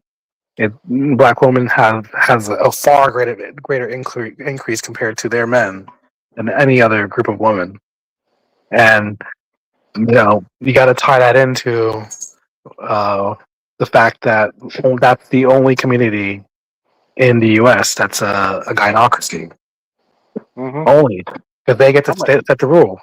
They set the gonna eat what I standards. want. You gotta accept me for who I am. Yep. Meanwhile, if a white woman gets a little too thick, the kind of thick that a lot of black men like, they get called fat by at least like 50% of these white men, They get especially fat online. called. They get called fat by the women first before they even see a man. That's true. That's the difference. In our community, the women don't shame fatness because they know they're fat too. They have this custom, I'm not gonna shame you if you don't shame me. The Caribbean folk, their parents will shame, but when you're surrounded by this society and the gynocracy of the black community in America because of being under the thumb of white supremacy and uh, using black women as the mascots and the agents of chaos to subvert subvert the standards that black men would usually have upheld. They kind of conform to that. So if you go other places, you go into other countries, some of the other diaspora countries, they will tell you straight to their face, you're fat. So you go to Asia, they have stores, plus size stores saying fat, or cow or some crap like that in their name. Boo. You know, I'm gonna and this is just my opinion. I think it really changed with Sir Mix-a-Lot. Baby got back. I will say that. I think that's what really started to, because when you look at the 70s, even the 80s, fat wasn't a thing. No. Shit, when you talk about celebrities, celebrity women, Patty LaBelle was about as thick as it got. Yeah. You know what I mean? You didn't see this quote thick shit Mm-mm. until the 90s came around, and it was Sir Mix-a-Lot, Baby got back. So a lot of big boned, heavy set chicks started to get a pass from black men. Well, she got a big ass. She's thick. And when you combine that with black women can do what they want to do and nobody ever corrects them, nobody ever checks them, it's morphed into what we have now. It's morphed into Lizzo. Because Lizzo didn't even have a big ass. No. She was She was a big. bad built big chick. I mean, it is what it is. She was not curvaceous. No. She was She a big girl with a flat ass. she looked like a milk carton. But she's gonna get up here and twerk and shit, and motherfuckers is just, accepting it. And even she had to realize, she's the butt of a joke, and that's why she started with the Ozempic. She didn't drop some weight.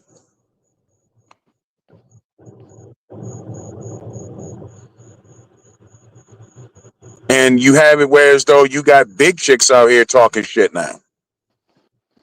There was a time when big girls didn't talk. No. They had to be the humblest creatures ever. You were humble. You were just happy a nigga was in your face. And then you knew that you were from a deficit, so you had to make sure you knew I could take care of you. I'm gonna bring you food to the. If you were a mechanic, she'd bring you food to the shop. You had to do more. When you were a big girl, you had to do more. And this is like 20 years ago. This ain't no back in the day shit. Yeah. A big girl 10 years ago, 20 years ago knew she had to bring more to the table. You had to take care of a nigga.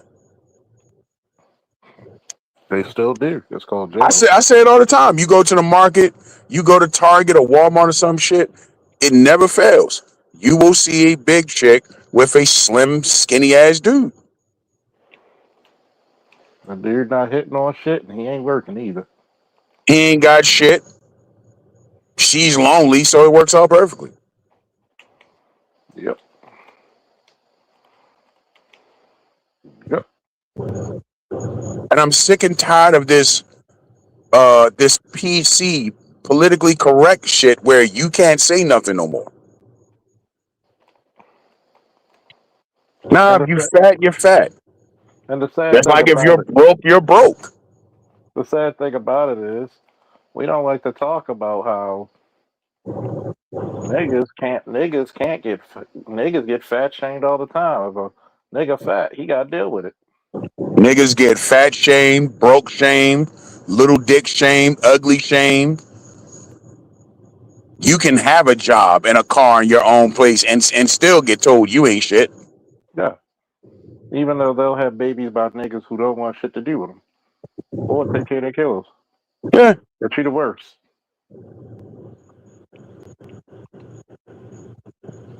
we Treated say it worse. all the time. You know, fuck a black woman good. You're in there. It doesn't matter about nothing else. Nothing else will matter after that. Fuck them good. You can drive a Sierra and car. Future is a prime example of that. Textbook example. Don't say that. That's their baby Jesus there. Oh Lord, no. You talk about the Holy Ghost Sierra. Yeah. She That's a was perfectly fine being baby mother number 4. Perfectly fine with it. She didn't care. so she found out the nigga wasn't gonna stop fucking other bitches. She thought, like a lot of women do, she thought she had the magic pussy. I'm Sierra, the R&B star, and surely my pussy is the magic pussy. I'll tame him. No, you wasn't going to tame him, and he probably told you flat out he wasn't. That's what Literally. really pissed me off when you listen to a lot of women talk, because women always leave that part of it out. A lot of times, these dudes be telling you exactly what it is up front. I'm glad. Can You you just say don't that want to again for the accept it. niggas in the back? Because I told a lot of people, niggas don't lie. You just don't believe the truth. Yeah, you just don't want to accept it. You know what I mean? He probably told you straight up, like, look, I don't want to. Hey, I don't want to be in a relationship. Hey, I don't. I don't want that kid. Some of them say, "Hey, I don't want to work." It Uh, don't matter. a black woman is not against a nigga who don't work. They just don't want a nigga who has the ability to tell them what to do. That's the difference. Yeah. That's the difference. Oh, you go to work. You ain't telling me shit. That's the one thing about it. You ain't telling me. Yeah, because their livelihood depends on listening to them.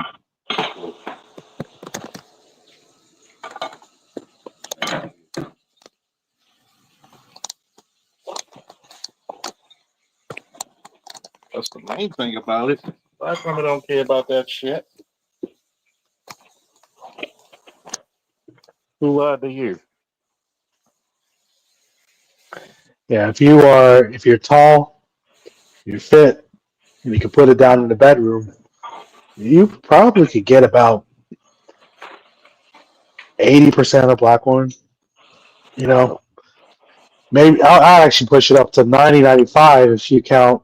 You know, if you count it specifically in their college years, right? You see these people who are past their college years, and the boss babes, or even just the broke people who are complaining, right? Online, but and then they complain about the broke men, but you know, before they were 25, they let them hit. Man, I mean, think about it, right? Average black chick, first baby is around 23. First time they want to get married is 32. Then on top of that, you may have more degrees than black men, but we got more degrees where it count like STEM. We got more businesses, but we have more successful businesses. You can't compare apples to oranges to a goddamn orchard. Okay? Yeah. Let's look at it from a fundamental system. If black women really wanted the best of men, Morgan State and Coppin State would be overwhelmed with bitches trying to fuck all the niggas there. Guess what's happening? A lot of those college bitches are still fucking hood niggas. You can take the bitch out the hood, but you can't take the hood out the bitch. Then here's the fucked up part. Bitches at first had a problem with Cheesecake Factory, which I have no problem with Cheesecake Factory. Now they acting like they eat regularly at Ruth Chris. Number one, you can't even pronounce the goddamn food menu at some of these places you want to go to, but you're not doing it because you don't want somebody to pay for their. You know, the a lot of them want to play like they have wealth, but most of the richest people don't necessarily Most rich people go don't flaunt. to. Yeah, they don't flaunt their wealth. They don't go to these places all the time. You know. And you know what's funny? I think I'm gonna one day write a correlation of the lack of bitches who can cook and the obesity rates going skyrocketing. Yeah, you can't. You had a If video, which I'm gonna find. I got it on my own Facebook. You had a father teaching his 5-year-old daughter how to cook, and the mom was complaining why? because a bitch don't want her daughter better than her. Learning the basics of cooking is not difficult. Even over the years, Why? I've gained some Why? skills. If you don't know how to cook, you can't really control your body composition, right? If you really want to gain muscle or lean out, you got to be able to control what you're You eating. see my correlation? The Yeah, fact of the matter, is this: when you took the father out the home, here's another correlation. Did you know the increase in street violence? yeah, because of women raising emotional children to become emotional men.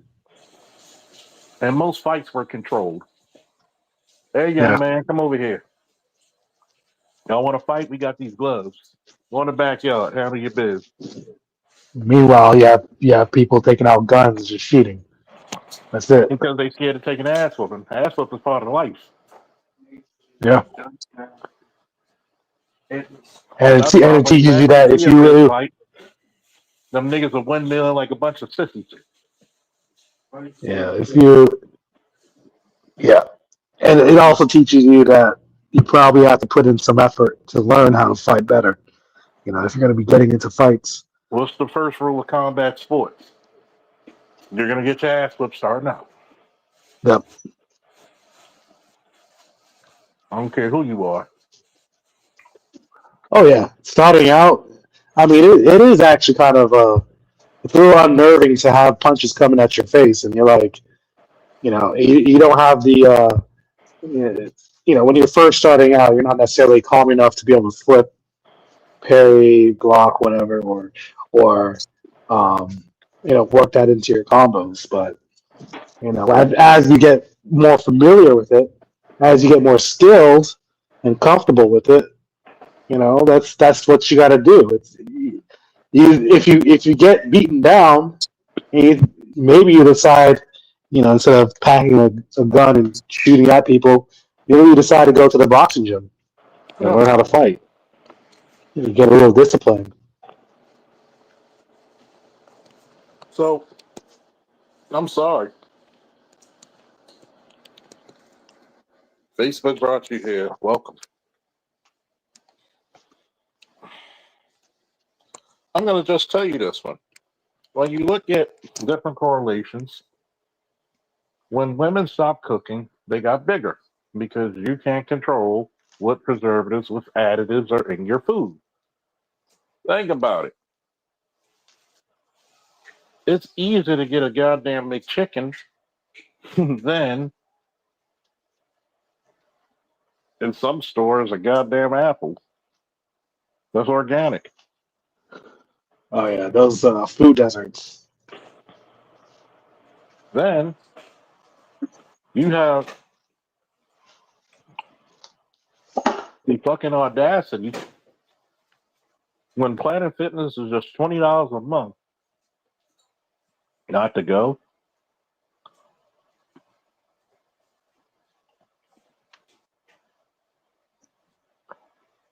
But now you're wondering why you see an uptake in childhood obesity, That shit is disgusting. huh? I said that shit is disgusting when you see it.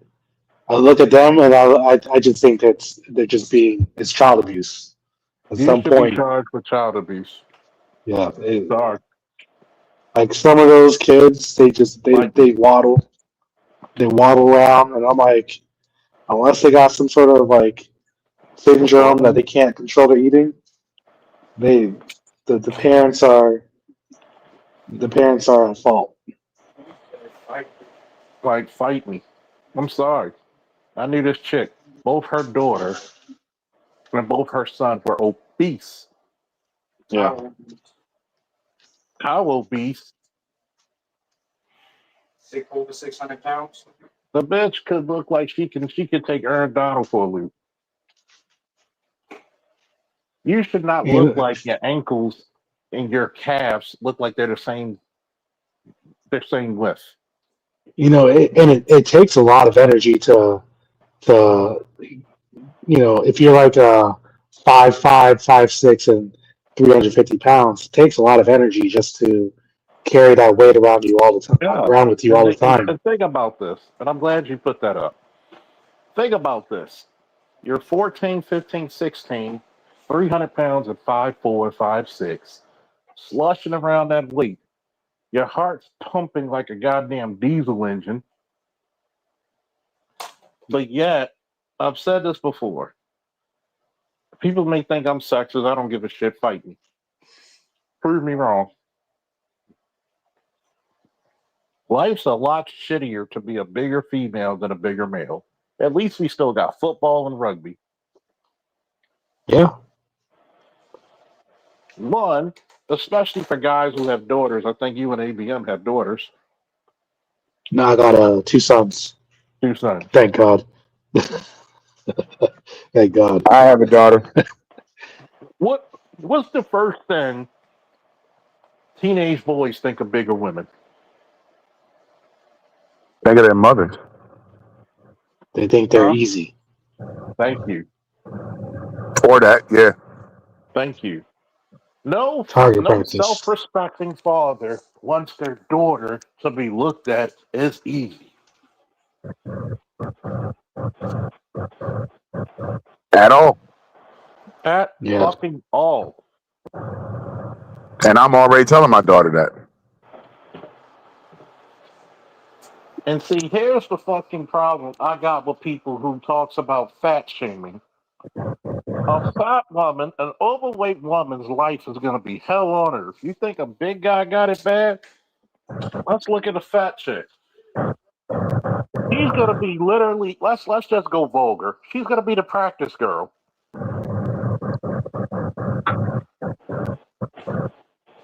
She's gonna be the Friday night. I'm ashamed to tell people about it, girl. Yeah.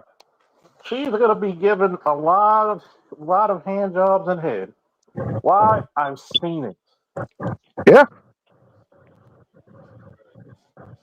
Which is a lot different than the big man, the fat guy, because the fat guy understands two things. It's either A, I'm gonna have to hit the gym, or B, I'm gonna have to pay. Well, I'm gonna have to get paid. And even the big guy brings some sort of value to the equation because it's like at least I can walk you to the fucking car. Yeah. You know what I'm saying? At least I could protect you. What value does big bitch bring? You know what I mean? None. You don't even want to be seen with her. No. And here's the sucky part, right? The sucky part is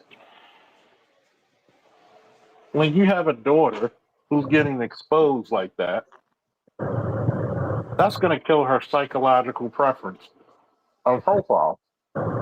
You're gonna fuck her up.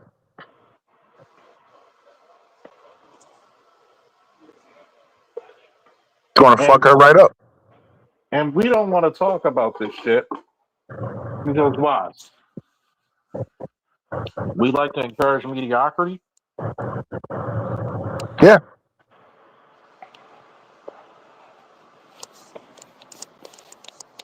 What do we get out of that?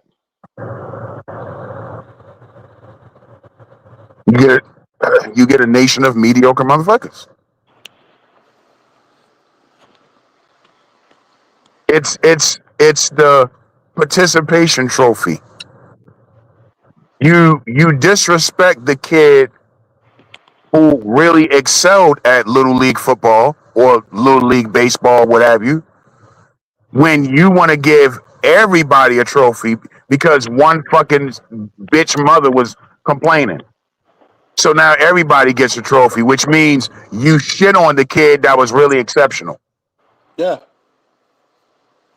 You shit on him. he's got he's got to suffer because you suck. So now everybody has to be lumped in, and this is why you hear chicks with the complaints that they have. Pretty privilege. Why are you talking like this? It's been a thing since the dawn of time.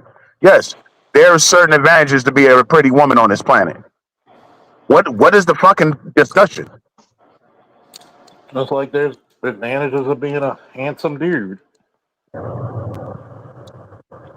And light skin and its colorism and its light skin privilege. Again, we don't have to split hairs. It's pretty privilege. Guess So what? I'm not saying every light skinned broad is pretty, but I'm just saying if she's light skinned and she happens to be fucking pretty, yeah, she's gonna get some benefits along with that. It is what it It's is. not. It's not just light skins. And just because you're a brown skinned chick does not make you ugly. So if you're not getting the pretty privilege, bitch, then what does that mean? It's You can't definitely. compete. That It's means you're definitely not not in the just pretty girl club. It is what it is. exactly. We I all just cannot be the same tier. Guess what? When I won my 4 championships, somebody had to take second. Shit, wasn't gonna be me, but still, somebody. I Like love. here's the shit. I can't go to your job and do what you do when it comes to electrician work or medical work. But see, that's the the problem. You ask for equality, but you don't like what equality brings. the thing is, the issue is that you know with the features, brown skin, light skin, I've seen more compliments going towards darker skin, brown skin people, women.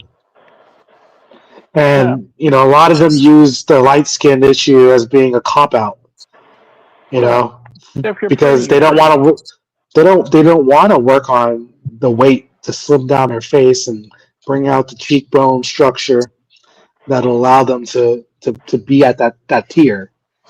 You know, But even if they do, everybody's not going to be model ready. Men know this. nope, not at all. Everybody's not going to be Aaron Donald.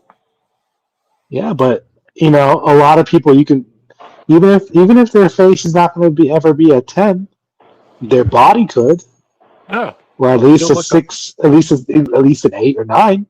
you look a lot better with an oval face than a face that looks like a cinder block. Yeah, yeah. Now let's just say what it is. You look like a cinder block the bigger you are. Yeah. And what got my Facebook post rocking?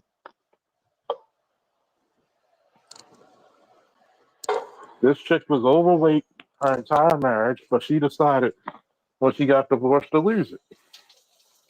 And I said the problem wasn't the man, it was her. Yeah, because she didn't value him enough to take care of her body to please him, It's to do what always the was pleasing man's for fault. him. Yeah.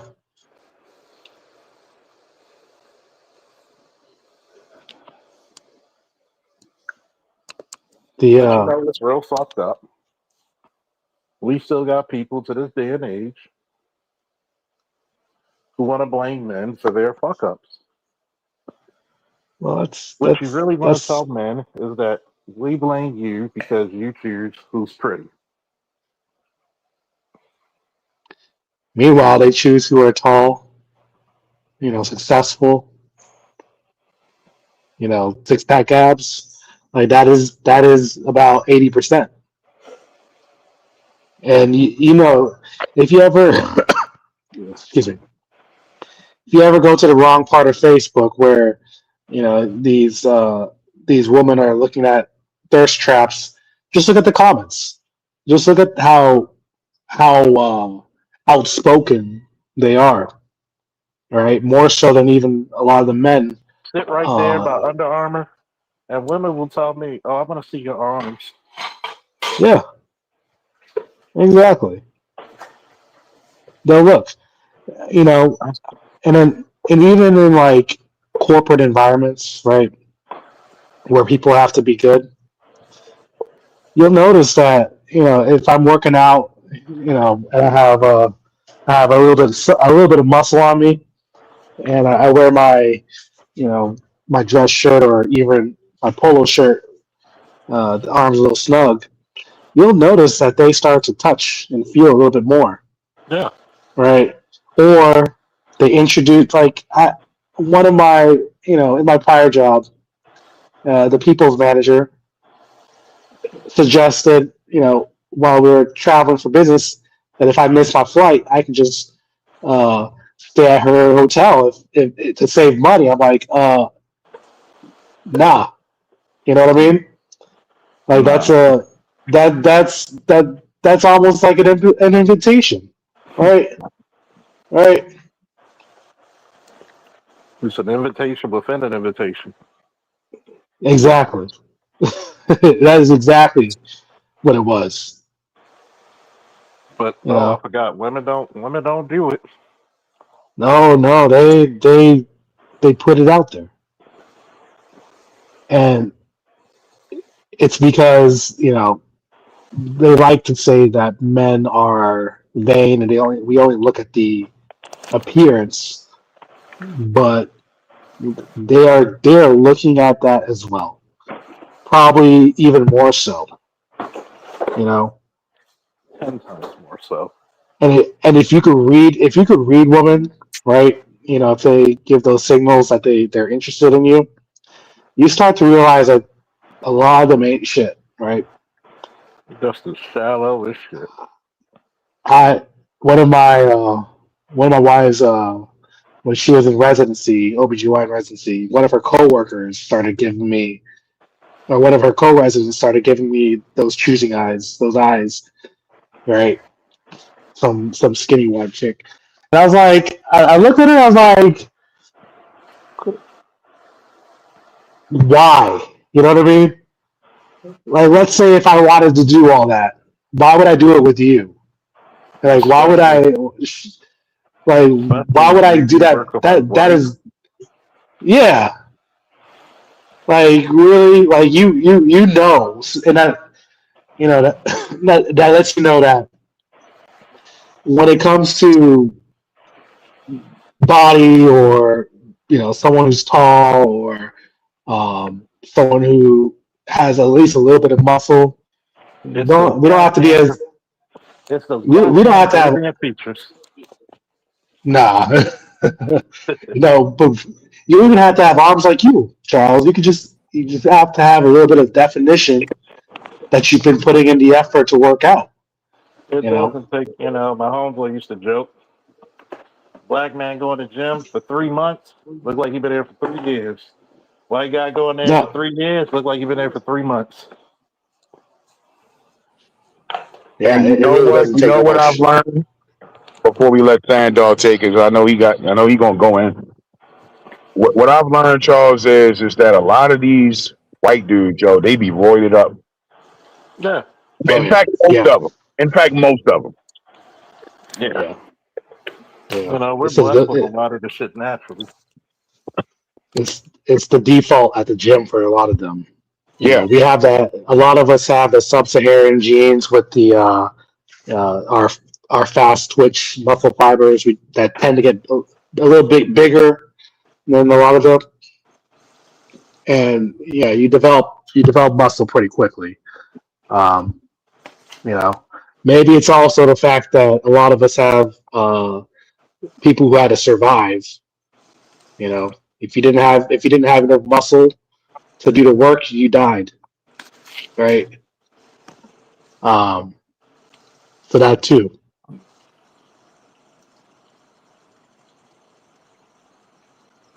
Ladies You know, and you gentlemen, we're joined by Captain Jack, beaten down by rural track. With that 45 in your hand, Lord knows he's going to be a shooting man. What's up, Sand Dog? What's going on, Chuck? Well, shout out to ABM. Shout out to Big Mo, man. In the guides of the chat. Kind of, because I don't talk about this particular subject often, but the thing is that in life you're gonna have what's called acceptable double standards, right? And so sometimes in this kind of back and forth that you have between men and women, you have people who are fighting to have things 100% their way, right? And that's just not going to happen, right? So there's some ground that men have that's yielded to them, and there's some ground for various reasons that women have. You know what I'm saying? That, like I said, that are yielded to them. So, if you are a muscular, strong man, right? There are certain privileges that come with that. If you're an egghead, brainy guy, you have those privileges. Same thing. Again, like if you're a woman and you just simply have to get in where you fit in, and not every one person can quote and unquote have it all, right? And so I learned that this discussion or argument was nothing to pay attention to. I remember in 2007, going into 2008, something happened. And what happened? Hillary Clinton had just lost to Barack Obama. Barack Obama now becomes the presumptive nominee. People are now picking their vice presidents, and John McCain picks his vice president.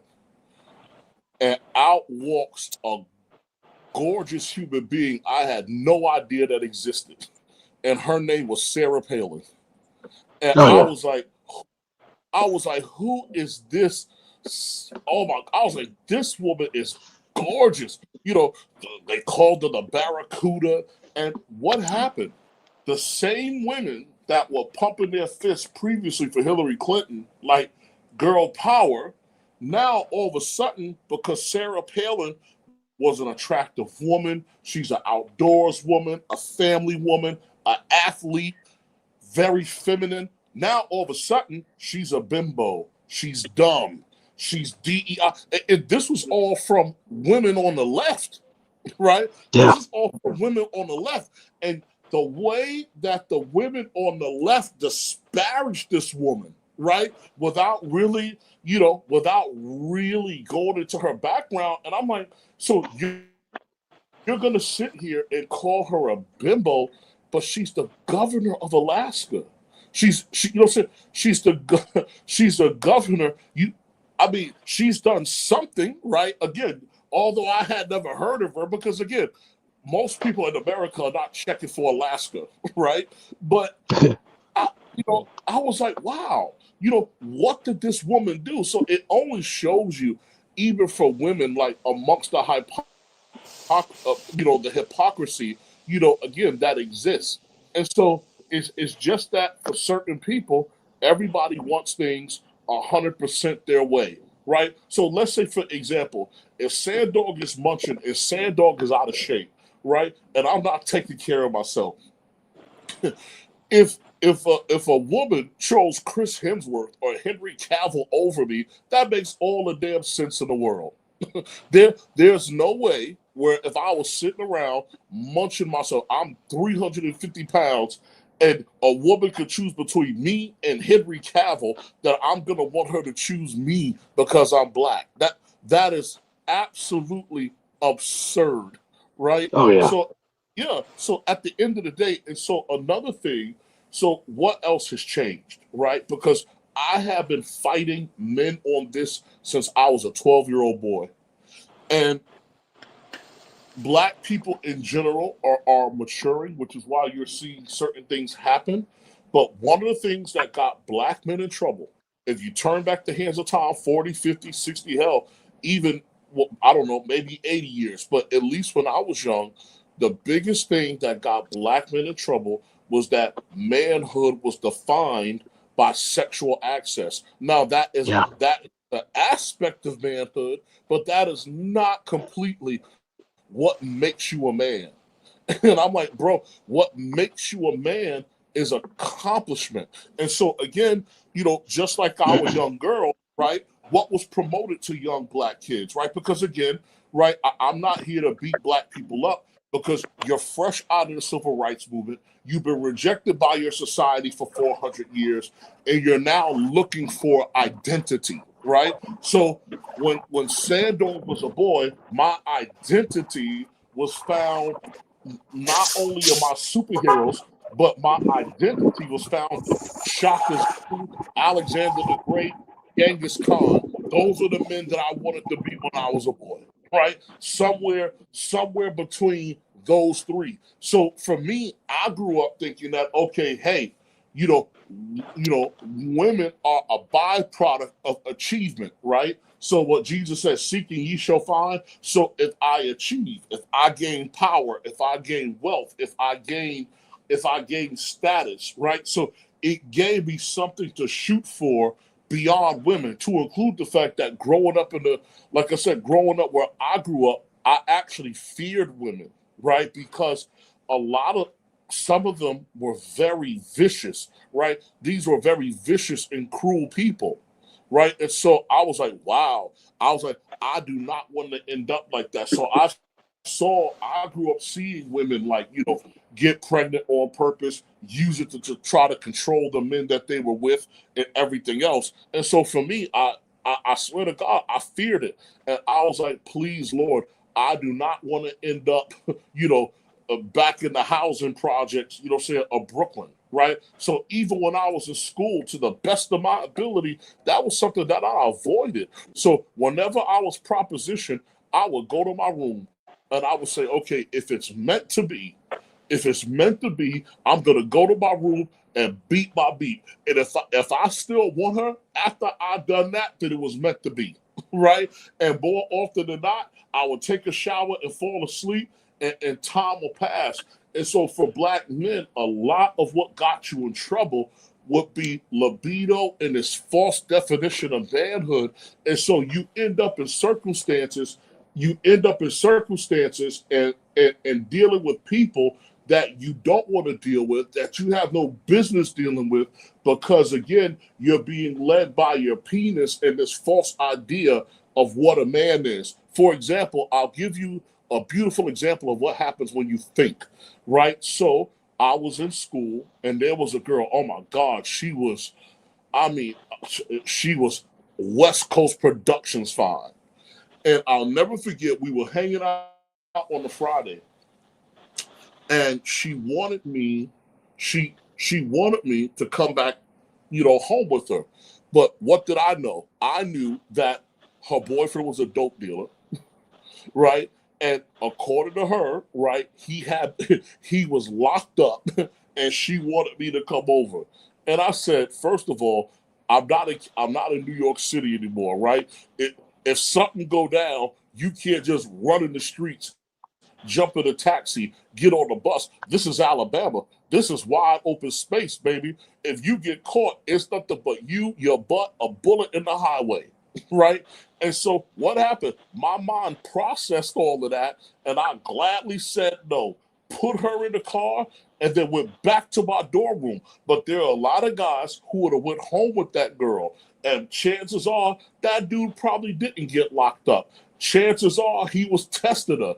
Chances are he walked through that door with your homeboys, and now your ass is with his homeboys, and now your ass is on the evening news, right? And so for black men, now that you are evolving, right? Now that there are more boxes to tick than complexion, body, than complexion, body, and just being cute. Now that you're evolving, right? You're starting to demand or you're starting to set more standards for yourself, right? So again, so for our women, again, they would do the same things. Like I would tell a lot of young black girls, right? They're like, oh man, well, how come other groups of girls get this or that? And I was like, well, because they lay down the standards of what they want before they get pregnant, right? And I was like, you're doing it after the fact, right? But they are doing it. They're doing it before the fact. And so for a lot of us, man, you are out there making bad decisions based upon a warped and wrong perception of manhood, right? I'll give you another sad dog story, and I'll be quick. I was in a particular place, and it was me and my fraternity brothers, and there was a girl who thought I was cute, right? And my frat brother was like, "Oh, you gonna talk to her?" I'm like, "Yeah, I'll go." Okay, well, whatever. I'll go say hi to her. So I went and said hi, talked to her for 2 or 3 minutes, came back down and sat down. And my frat brother was like, "Oh man, you crazy. Man, I'll be up on that." I'm like, "Okay, well, do it." And so some time goes by, right? He told me he was with her, and I said, "Bro, you are disgusted." He was like, "What do you mean?" I said, "Do you know why I walked away from her?" He said, "Why?" Well, I could see that she had combed out her wrap and she parted her hair twice. And so what happened? When she parted her hair twice, when she combed out her wrap, what did I see? I saw a line of dandruff, right? Then I looked at her jeans. Her jeans, right? Because, yeah, you can wear jeans a couple of times without washing them, but her jeans are a light blue and they had a tinge of yellow, which means that she wore those quite a bit. Then I looked at her sneakers, and her sneakers were worn with dirty shoelaces. So I was like, her hair was dirty, her pants was dirty, and her sneakers were worn with dirty shoelaces. So when I looked at this woman, I looked at somebody with poor hygiene. But all you saw were big eyes and a round ass, and you still jumped on her. I said, "You are disgusting." And I said, and that's why I have all the pretty girls and you don't. You have no standards, right? And so that, like I said, that's the thing. Thank God that a lot of us are now growing up and maturing, right? But there was a time where we were exactly collectively what Charles Faulkner said we were, which was the garbage men of the dating world. And that doesn't mean the girls that are less attractive. To be the garbage man of the dating world is to deal with a woman that no man in his right mind, beyond the backward standards that we have, would deal with a woman, right? And so, now you're saying, I don't want to be a garbage man. Now the Department of Sanitation is on strike, right? And God bless, right, on both sides of the house, for men and women. But at the end of the day, there's acceptable standards for both sides. And then also, for black men, shout out to us, man, for waking up and not defining your manhood by your penis and being led by it. Shout out to the Captain Jack. And by the way, we got something special for you Friday and Saturday that we're going to talk about the problem with geekdom and the black community and the problem with media, part 2. Yes. Is that what? Just let me know what time you want me, bro. Hey, we could do it early, like around, what time is 7 at your time? 7 7 p.m. p.m. Yeah. Hold on, I'll tell you. For you, that will be. Hold on. Baltimore Eastern Standard Time, right? Right. My younger brother is betting Charles. My younger brother says you and I are gonna have beef this February. My younger brother, I'll do it. My younger brother is predicting that the New York Giants and the Baltimore Ravens will see each other again in the Super Bowl, and it'll be Lamar and Jackson Dart. I'm down with it. I'm down with it. Shit, I think it's about time we get another one. Shit. Please, not on us. I was so sick, man. I was a Trent Dilfer is absolute trash. If it wasn't for that if it not even that too, and if we had if it wasn't for that defense, man, we'd have 5 Super Bowls. But nobody was beating that defense. I mean, nobody was safe from that defense. That defense was immaculate. Can I say something real quick? Go ahead right now. Uh, don't get your hopes up with John Harbaugh. He's not an X and O's coach. You Giants fans are going to find that out. You know, it's funny. It's so funny you say that, right? Here's my thing, and I will be totally honest with you, ABM. I agree with you. Here's the thing: the Giants sealed their doom because we were supposed to take Shador Sanders. That's what we were supposed to do. But at the end of the day, God don't like ugly, right? And so here's the thing: for me, it's not so much about Harbaugh. To your point, ABM, it was the staff. So not and the reason being is that a typical Giants quarterback, he's not flashy, he's not a runner. A Giants quarterback is somebody that is accurate, durable, and clutch. And and I would not have let Brian Daboll choose Jackson Dart because he had Daniel Jones, and Daniel Jones is for Brian Daboll and how he wants to play. Daniel Jones is the perfect prospect. But what happens is that Brian Daboll's system exposes the quarterback. So Daniel Jones couldn't stay on the field. I blame that on Brian Daboll, right? He couldn't stay on the field. Then what happened? You get Jackson Dart. Jackson Dart was in concussion protocol like 8 times. And so I'm like, I told Giants fans and I called it and I was like, he's gonna do to Jackson Dart what he did to Daniel Jones, right? And that kid was on his way to being killed. So to your point, ABM, for me, it's not about Harbaugh himself. It's about the staff, and it's about the fact that Harbaugh could change that environment inside the New York Giants for somebody like Jackson Dart to be successful. Because the way our team has ran historically and the kind of coaching that we've had historically where we were champions, right? Having somebody like a Jackson Dart wasn't that's just not a part of the formula of what the Giants is. So for me, at least with Harbaugh's been with Lamar. Harbaugh has had the staff of people that could surround him, right? That could surround him and support a guy like Jackson Dart, right? But to your point, ABM, for me, it's not about Harbaugh himself.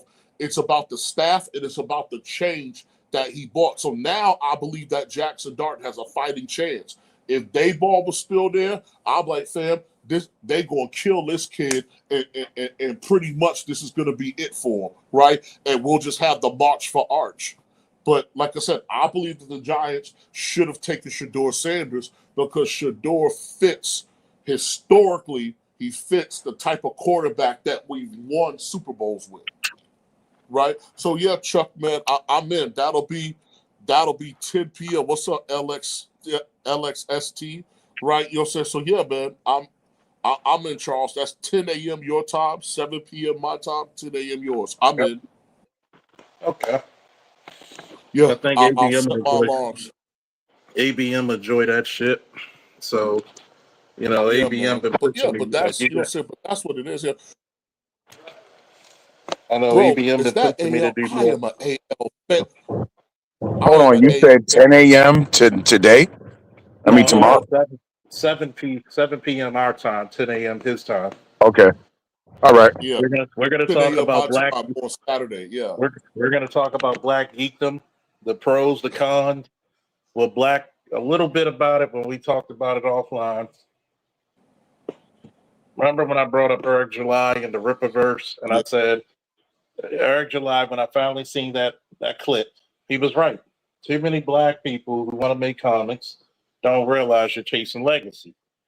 I am not Correct. chasing legacy. I respect it, but I'm not chasing it. I'm not trying to make Superman per se because I never will. Correct. You got to make something that can reach masses, mass appeal, or at least be Yeah. unique. Correct. And Because the black problem with a people, lot of black go ahead and culture. talk. No, I'm just saying. Well, I'll hold it for the conversation, right? That I'll hold. I don't want to You can start give it him out, a but you give him a little tidbit, just a little tidbit. yeah. Well, the thing is, when we talk, is that Black America as a whole does not support speculative media, right? And so that's just what it is. Like, so for example, like a lot of us want to beat up on Tyler Perry. Why am I a Tyler Perry fan? Tyler Perry, when he first got famous, had the ambition of making black science fiction because he's a Trekkie. And chances are he doesn't make it because he probably found out early that a lot of us are not going to come out and see it. So when black people, for the most part, support speculative media, it's going to be tied to like something like DC or the way Black Panther was tied to the MCU. So if Black Panther is not tied to the MCU, right? A lot of black people would not have gone out to see it. Why? Because a lot of us, we call ourselves trendsetters, but when it comes to that kind of media, what happens is that it's going to have to be validated by some larger platform first before we go and support it ourselves. Now, So Charles, didn't I say the exact same thing the other night? Yep. that's But I yep, just said it real. I just said it real, yep. So for lack of a better word, niggerish. I said yep. black people dick ride Marvel. Yeah. Yeah, so that's just simply what it is. So yeah, so that's what it is. And so we'll bring that up, but when we talk, man, AL, I am a fan. I promise you, if AL made merchandise tomorrow, I'll be covered in head to toe. The hat, the shirt, the jackets, the sneakers, the cape, the skateboards, you know what I'm saying, the lunchbox with the thermos. Man, bro, I'm gonna tell you right now, in this space, AL Evans is like he's one of my favorite people, man. I love me some AL, man. Shout out to AL Evans. AL mother effing Evans. You know what I'm saying? I love AL, bro. I'm telling you, if AL dropped merch tomorrow, I don't know if he's online, but if he dropped merch tomorrow, I'll be covered in it from head to toe. But you know what I'm saying? But that's just the thing for us, right? So we just don't put I'll say this before I go, and then I'll see you later, Chuck. But we just simply don't put our money where our mouth is when it comes to that type of media, right? And so therefore, so again, if we put the same money into Black Panther the same way we put money into fashion and entertainment, bro, Black Panther will be the leader of the Avengers, right? So if you Yeah. look at, so for example, if you look at Marvel, right? Spider-Man is on track to make $2 billion in under a month. So check this out. You know what that means? That means that the Spider-Man sequel, whatever Spider-Man film is coming after this, that shit was greenlit before by 10 days in, the sequel No, was already greenlit, right? And so you have to, huh? yeah, you're right. You know what I'm saying? You got to put your money where your mouth is. So let's say, for example, if they made a Val Zod film, right, and for whatever reason, Black people around the world went nuts, and Val Zod made $2 billion in 2 weeks. Guess what, bro? You may not see Kal-El for a long time. Yeah. You know what I'm saying? You might change the scope of the You know what I'm saying? comic book. You would change the scope of the Correct. comic And itself. so Correct. And so, but black people literally do have the spending power to take over DC and Marvel. But, you know, so if I could talk to Eric July, they actually do have the spending power to do it. But ultimately, as a culture, that they're really not into it. So what you would call black geeks are a small population of people who have gravitated to a space that is predominantly heterosexual and white male, right? Because the rest of us are over in sports, fashion, you know what I'm saying, all that thing. So unless something large or name brand is carrying it, us as a group are not going to take something like that from obscure to popular. And black people have all the cultural inertia to take something from obscure to popular, right? So think about it. Like, damn, like I'm gonna go before we end up having that conversation, but I'll repeat the points we talked later. Think about it. Remember, Charles, when we were kids, right? Who got the UPN network going? Oh, static. Yep. And But remember UPN, Moesha, Brandy, and all that stuff, and all the black shows Moesha, that came Brandy, on, the and Wayne's watch. brothers, the Wayne's brothers. Just like you Yeah. look at Fox. Fox on Thursday nights was black as shit. You had And Martin living single. it UPN competed had with Friends. Moesha. I Yeah. mean, they literally created Friends off of living single. Bro, not even that. And I'll say this and I'll go, but I'm going to repeat the point. In Living Color is the reason why you have a halftime show, bro. This is what I'm saying. So black people, you have the cultural inertia to elevate, to take any black superhero you want and elevate them, right? But the collective black culture hasn't made the purchasing choice to do so. It's that's simply it. That's all it is. But like I Oh, said, trust with me, that, like I said, y'all gonna get it for all my geeks and nerds. Guess what? Tell your friends to tune in because we're gonna talk some geek and nerd shit, black way. Because we're gonna go in for everybody who loves black culture, black geekdom, black video gaming, black comics, black anime. We're gonna tell you the reason why you need to be successful. This is the reason why I told you. You need to watch President Curtis to keep David employed. And guess what? Guess what Disney just said? They're bringing back but gargoyles. there you go. There you go. There you go. And Gargoyles is the best action cartoon Disney's ever made. Ever. Ever. Yep. Yep. Ever. And That is the guess who's the best lead in action that one? cartoon. Who? And guess who's the lead? Who was the voice of Goliath? Keith David. Exactly. Keep the man employed. If we keep President Curtis and Gargoyles, he'll have 2 shows. Keep that man Yeah. employed. Correct. And buy the merch. Keep That's him why they make employed. cartoons. Buy the merch because and this is what I'm trying to say. So you have to go out there and prove them wrong, fam. Again, entertainment is not hard, man. Money talks and bullshit walks, man. So the That's a same way rule. you came in, yeah, the same way you came in and did sports and all of that other shit, it's the same way that's what it's going to take for your media, fam. So again, so a lot black women have a lot of the media that they want because they support it, right? Yeah. They support it. But for us, like for us on the male side, man, again, probably outside of sports and certain other things, right? we're not going to support our version of Lord of the Rings and all of that other stuff, especially if there's not a mainstream logo in front of it. Right? So that's again, so me and ABM said the same shit, like you said, just more niggerish. And that probably hit home more so than any way I could say it. Right? So yeah, so that's just simply what it is. But with that, Charles, I'll throw my smoke bomb down, fam, and then I'll see you tonight at 7 p.m. my time, which is 10 a.m. your time.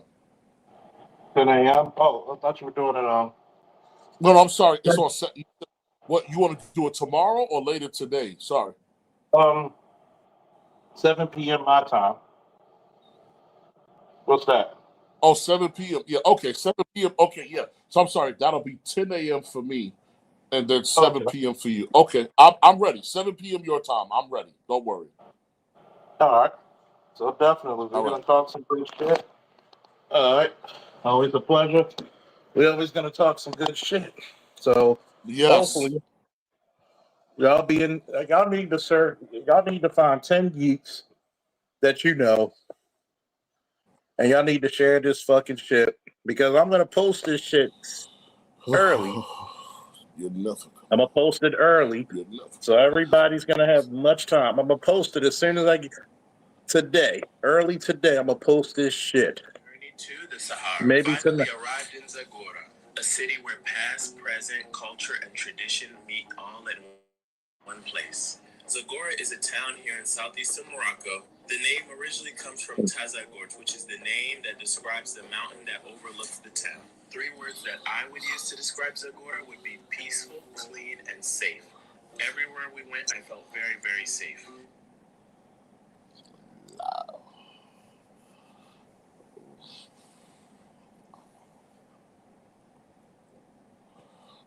Come on. I love you.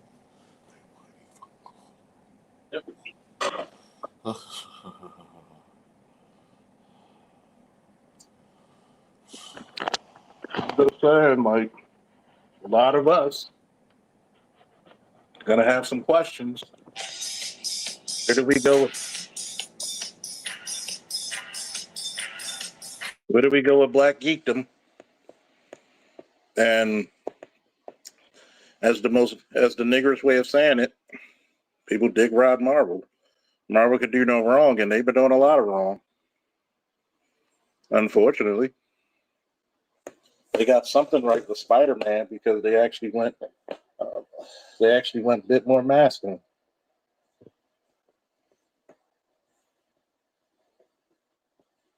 So, what are we seeing that's different?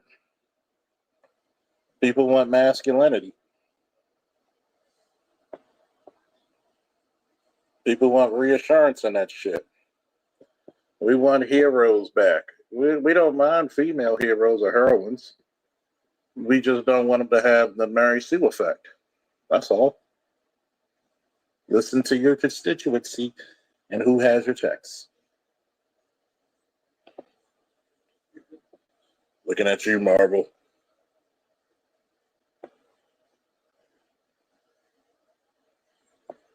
Now, anything anybody else want to talk about?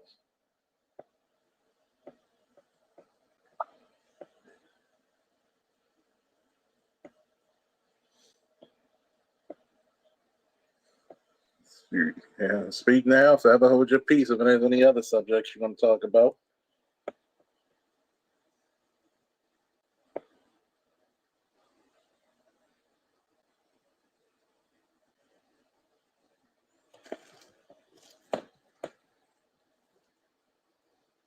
Most men are busy taking care of the family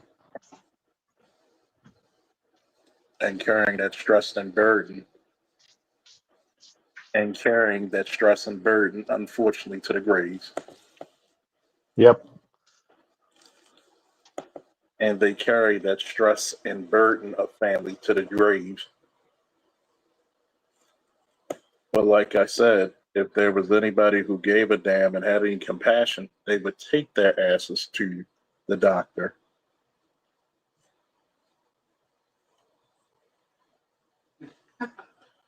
to seek medical help. Come on. I hate the speech function of this shit sometimes.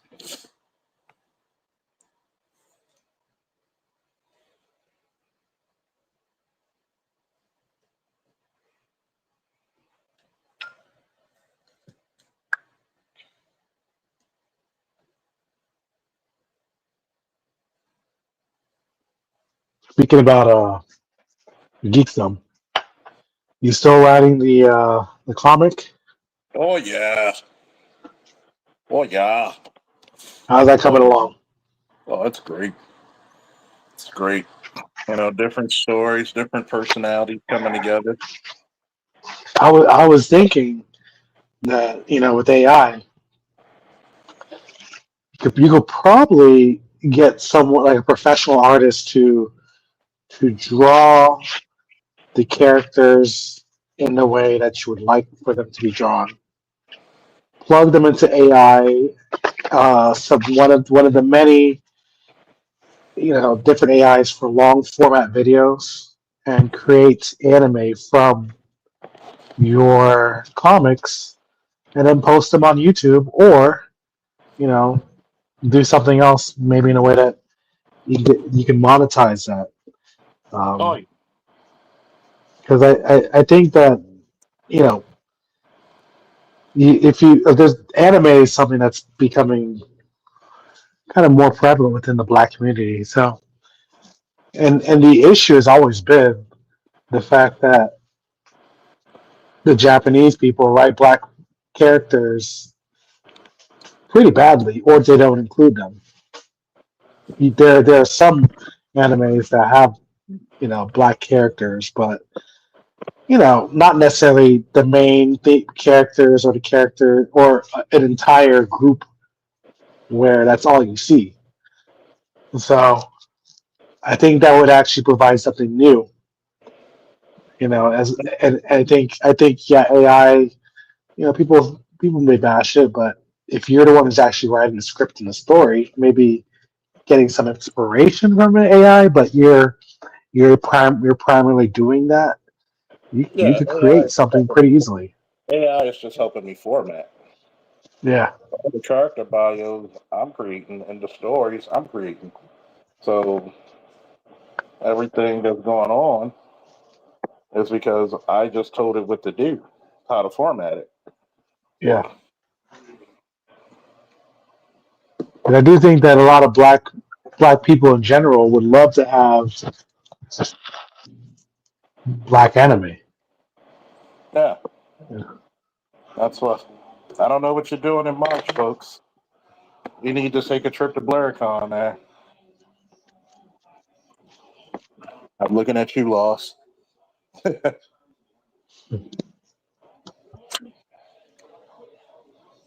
But seriously, we need to go because there's a lot of black writers and artists that we need to talk. And I'm trying to go see if we could get like a room where we can talk about this shit Yeah, and be and like, then look, produce something. yeah, produce some shit. Because I say, look, I produce my joint and we'll do like image, make it a shared universe. Yeah. All right, I'm gonna go silent. It's pretty much getting ready for bed. I got a long day ahead of me. This new job is a lot more demanding. Hey, Uh, gotta take him to the boys and make them ducats and the wifey. yeah, I've got plans. I'm trying to see if I can. I'm going to finish my master's in healthcare and biomedical informatics, and then um, I think I'm gonna seriously pursue that PhD, You and so should. I can do more. And yeah, I think that's the next step for me. And and perhaps even while I'm doing that, kind of hit up Theo because I kind of want to get into more of the AI machine learning, creating modules for precision medicine or biomarkers and all that, complex stuff. Yeah. All and all for my home office. So that's kind of the goal. Yeah. Yep. And but yeah, that's it. But I got a lot of stuff I gotta focus on. This new job has me going to all these major research centers. I have to go to NYC, NYU. I was at Cleveland Clinic. I'm gonna be in North Carolina in a few weeks too. Um, you never know. I might be in Baltimore. I think John Hopkins is over there, so Oh yeah. I'll let probably. me know. We'll have a So meeting for God. I'll probably be in town one of these days because with the way things are going, I'll probably get somewhere there too. So Especially if you're in medical and research. That's yep, definitely what yeah, Baltimore is known for. yep, yeah, definitely. John Hopkins is probably what I'll probably where I'll probably end up.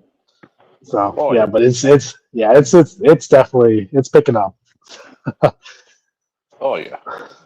Yeah. All right. Don't be afraid of adventure. Look forward to it. Well, I mean, they get a 30K increase, so you know That's the it plus. is what it is what it is. I have to put in that work. Of course.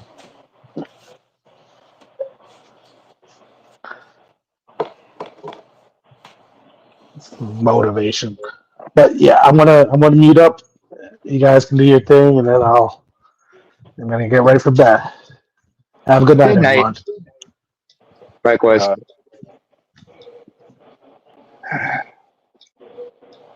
How's everybody doing? chillaxing for the most part.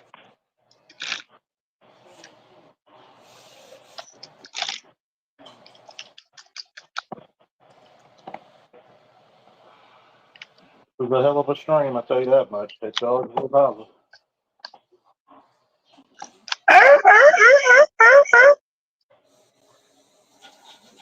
Oh, sorry, that's a seal.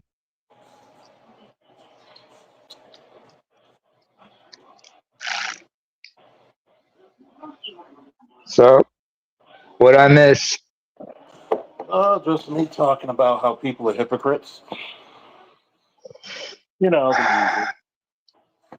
Well, there's a lot of hypocrisy in this part of the world. What can I say?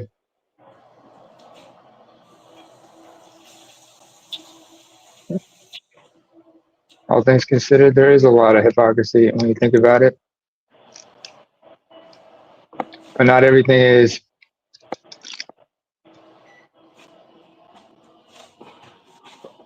So, they even said, I saw the link you had for your live. I said, come on up. If you want to discuss it, let's discuss it. Y'all talk about women fat shaming, but but a fat man has to be fat. But yet, you got a lot of women dying of fucking diseases that they never had before. Uh-huh. You don't want to hear that. Truth of the matter is, nobody wants to hear about things that reflect them. And it's like this. What was it? What's the thing I say? Yeah. I What's talked this thing I about the use? lady. Mhm. There's a saying I use. Women would rather shatter the mirror and risk 7 years bad luck than to face the truth. Mm-hmm. It's like They want a beautiful lie over the ugly truth. I told her. I said, if she lost weight when she got Mhm. divorced, was the problem really the husband or her? Most likely her.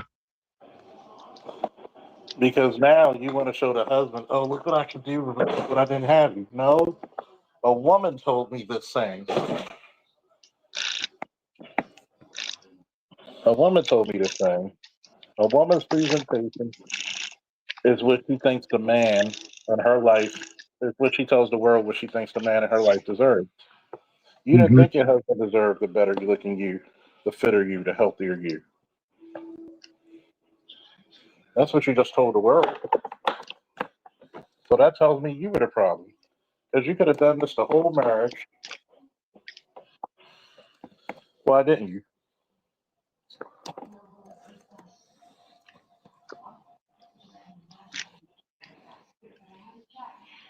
But she won't say why didn't you.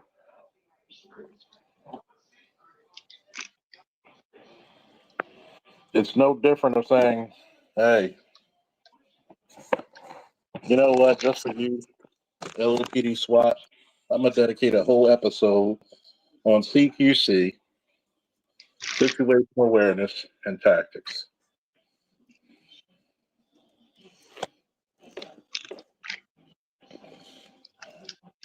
I'm going to start making up a schedule.